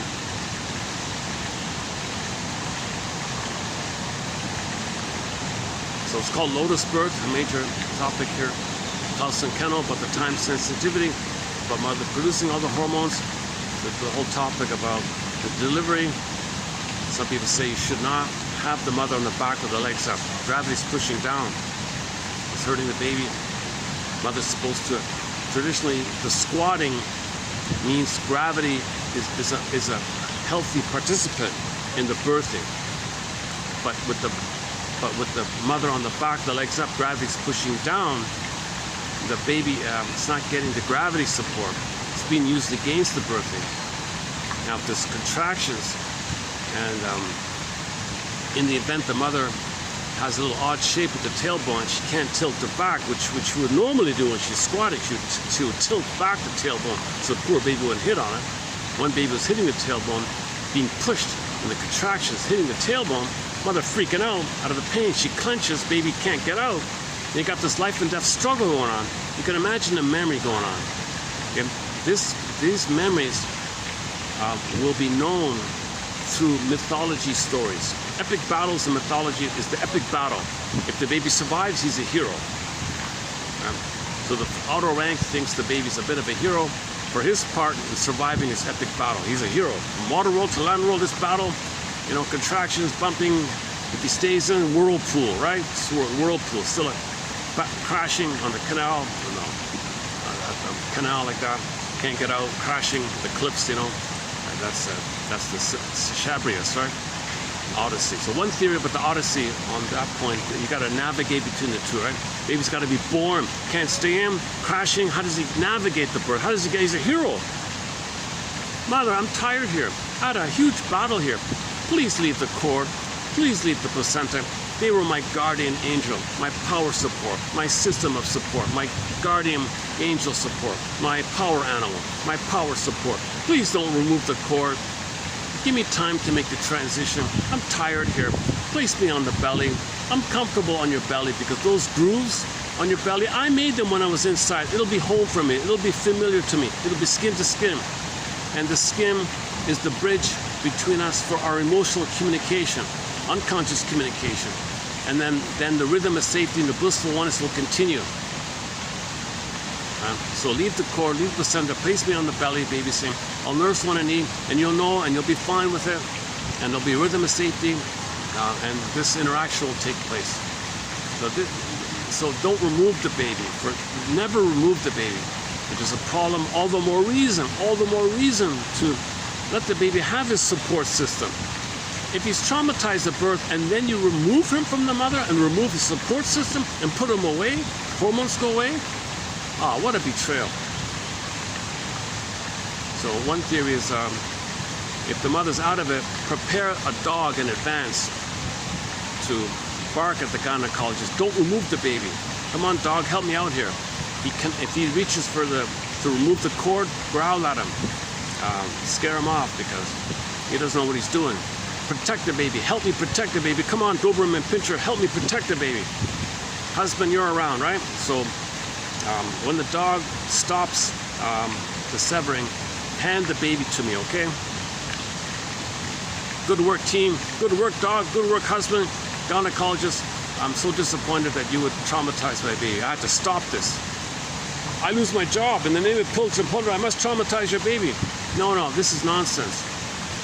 This is nonsense. You were hired to do this because that's what happened to you. You don't know that's happened to you. You're part of the problem by doing this. You're perpetuating this birth trauma. So thank you, husband. Thank you, dog. Thank you for saving my baby's soul. And leave the cord, leave the placenta, lotus birth, hand him to the bosom area. He'll look for the nipple. He'll latch on. All is good. He'll suckle. All is good. And all the flowing is taking place. Musical is rhythmic. ABC, do, re, mi, rhythm of bliss, rhythm of safety, rhythm of the oneness, attunement, attunement, on the same page, in sync, unio mystica, participation mystique, symbiosis, merging, fusion. It's a blissful thing he's going in. You see, then he can develop. 4 to 5 months, egg-like thing, hatches. He begins to hatch at 4 to 5 months. If that's failed, okay, then you got the bullies, and you got the Iagos, and you got the narcissism, and you got all the problems like that.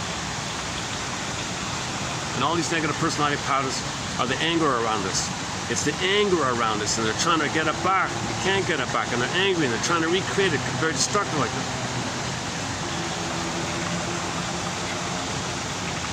Okay, let's leave that as a mini rant for today here.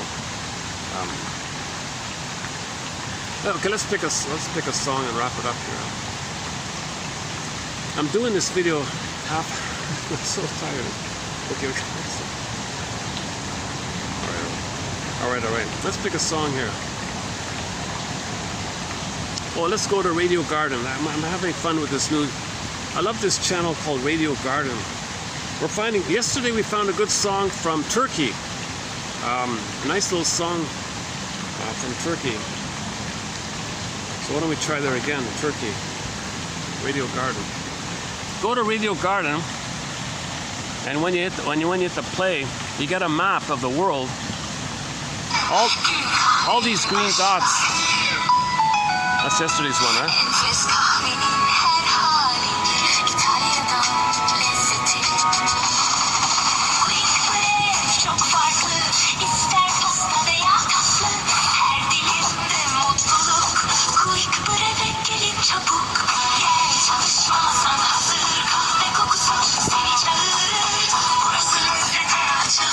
Not bad with this. Let's try another one. Let's just stay in Turkey this time.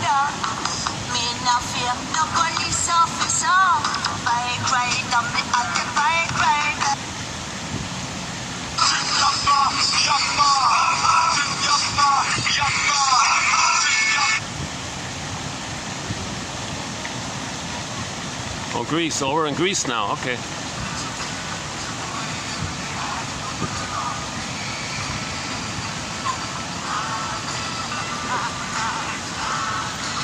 Usually with Turkey and Indonesia and Malaysia, you'll get good songs right off the bat.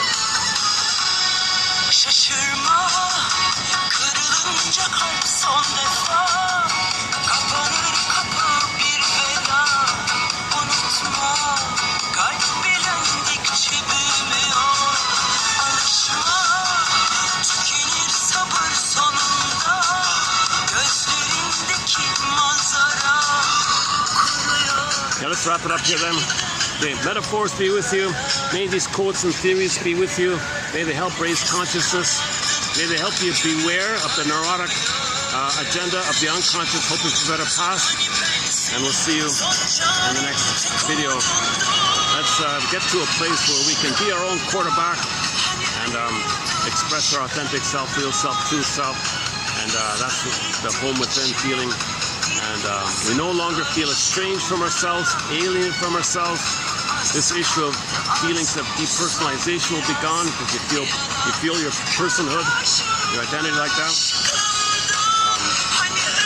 There's no perfect healing. It's always a thing in progress, they say. Hang on, let's try, wait a minute. Let's try another one. Hold on. Let's try another one.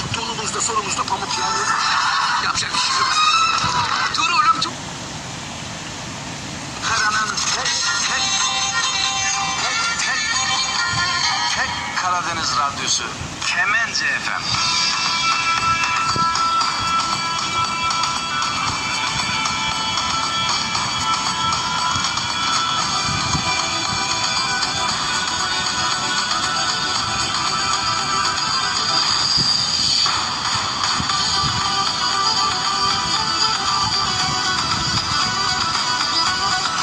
Okay, on this sort of I don't know, dance music kind of theme here. Let's end it up here for today. Okay, thanks very much. I'll let it play for about a minute, and I'll hit the stop. On second thought, let's try another one. Hang on here.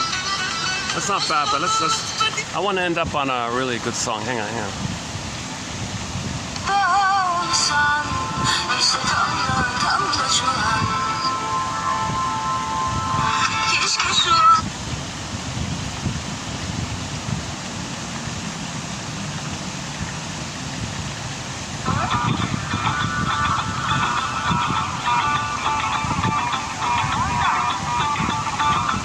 It's good. It's generally Turkish music's really. There's a lot. Hang on. We'll find one. Just wait a minute.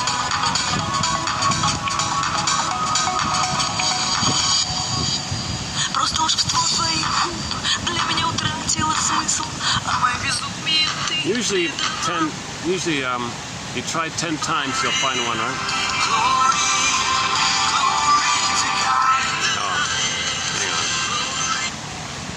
Milas. Günün her anında en iyi müzik. Radyo Gözlem.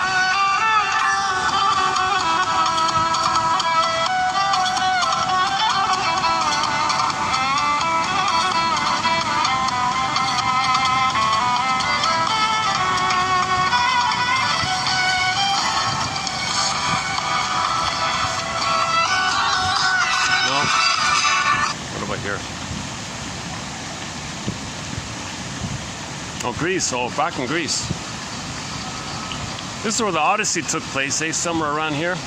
The filming of, the filming of the Odyssey, the one starting at Monte was in this area somewhere. If you can get the VHS, the original, all the scenes are in there.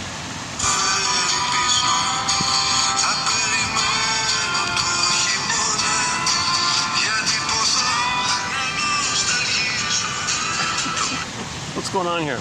Hang on.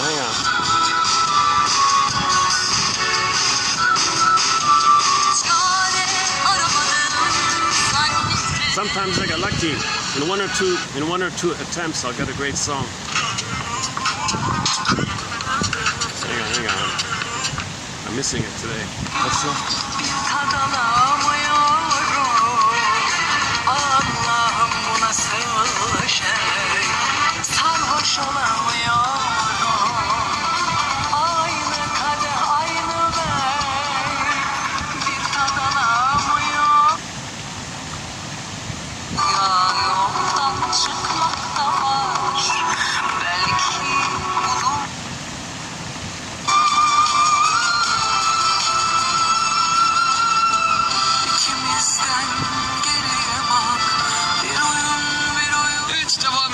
Finlandiya, az önce de söylemiştim, 2026 mı?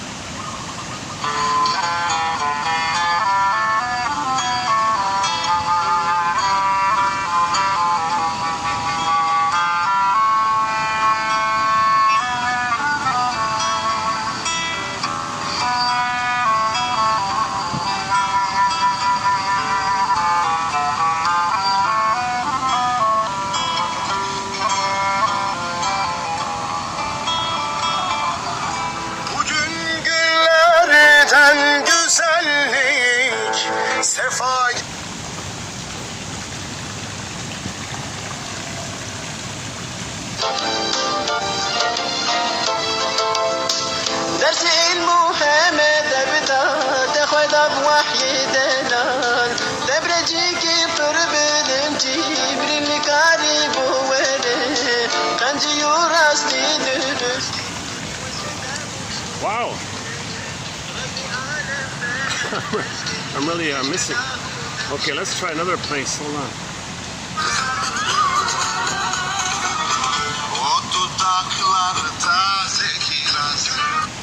Yesterday I got a good song right off the bat, like on the first, second, or third try.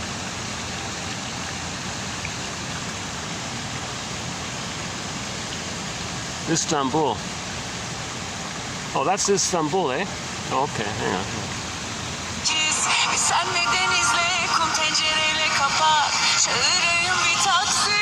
All right, let's try another. Let's just try somewhere else. Let's just randomly.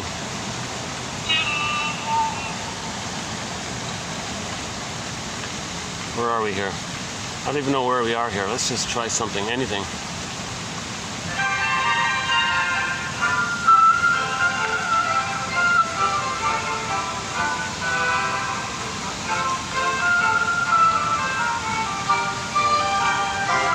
Okay, let's end up on this, whatever this is. I don't even know where this is.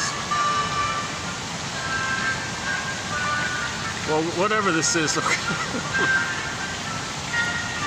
Doesn't even show up. Doesn't even show up, huh? Hang on. What is this? Nice music? What is... Okay, did I end?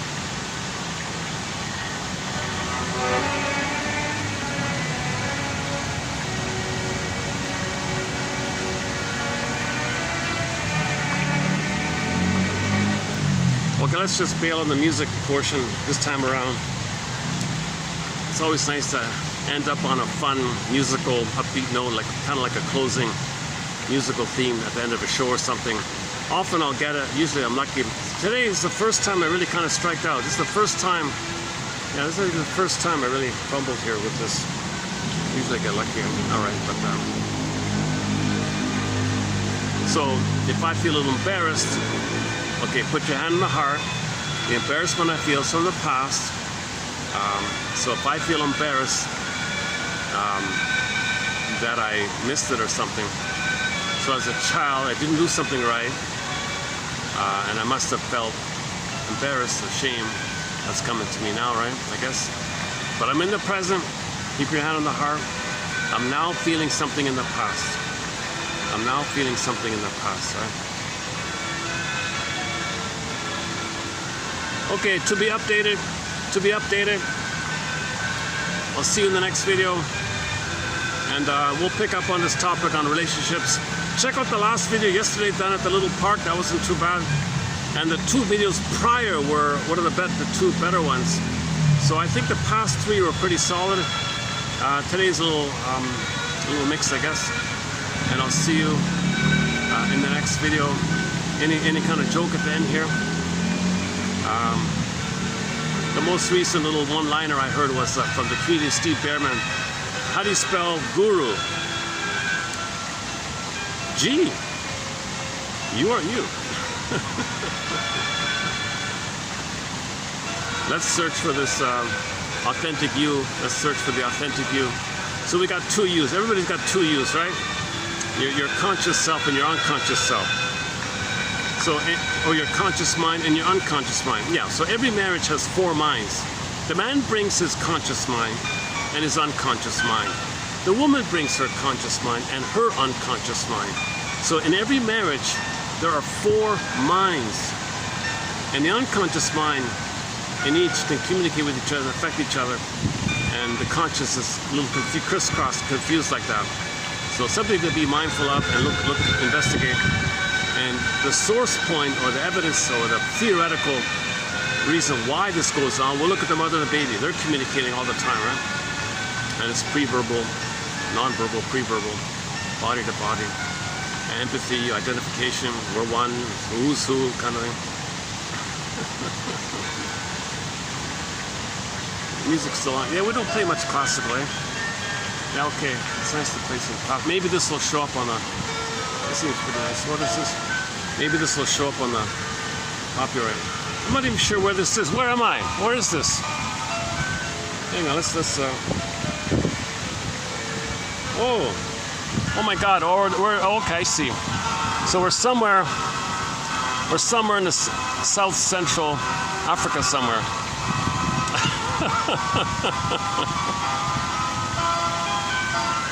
It just says Democratic Republic of the, and it doesn't complete it. Hang on. Stations in, the city is Lubumbashi. Is that right? Never heard of that place. Is that a place? Oh my God. What's going on here? Visit the website. Visit the website. Hang on. Let's visit the website. Radio. No. It doesn't go. All right. Oh, this must be the Congo then. Oh, this might be the Congo. Lubumbashi. Hang on. Okay, let's... Lubumbashi. Hang on.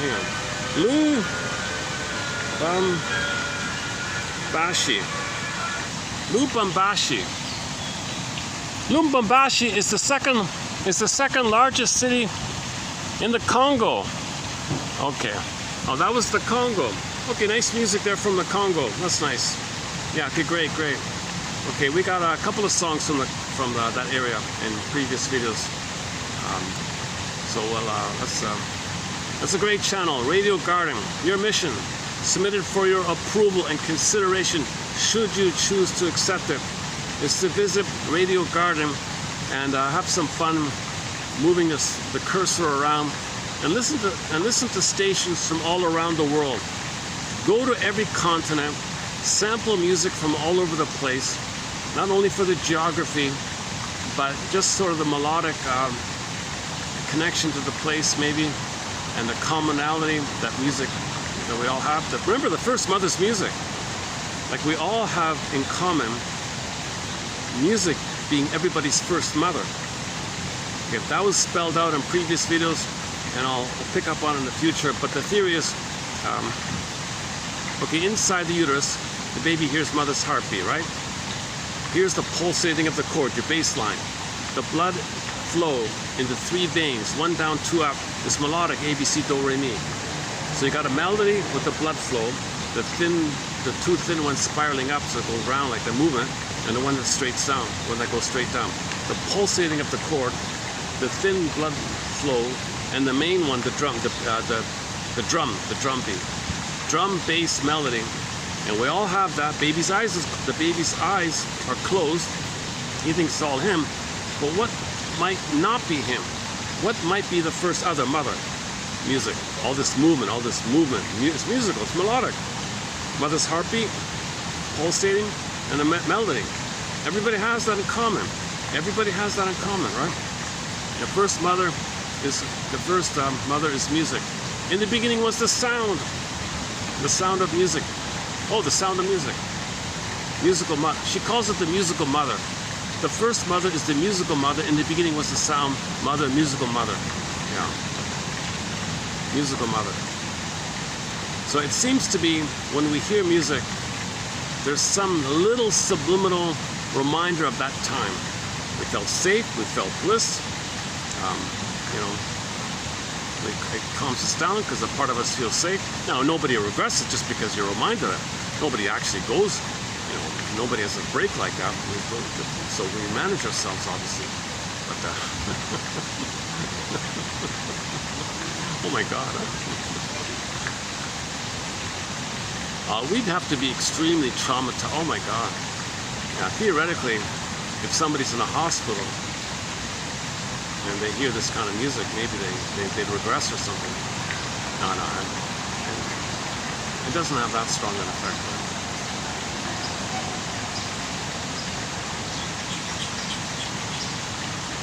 Well, a little mystery about the psychology of music, how music affects us, like that. But okay, I'm really rambling on here at the end here. Let's go back to the Congo. Hold on a sec. Wait, where is it? Radio Garden. Lubumbashi.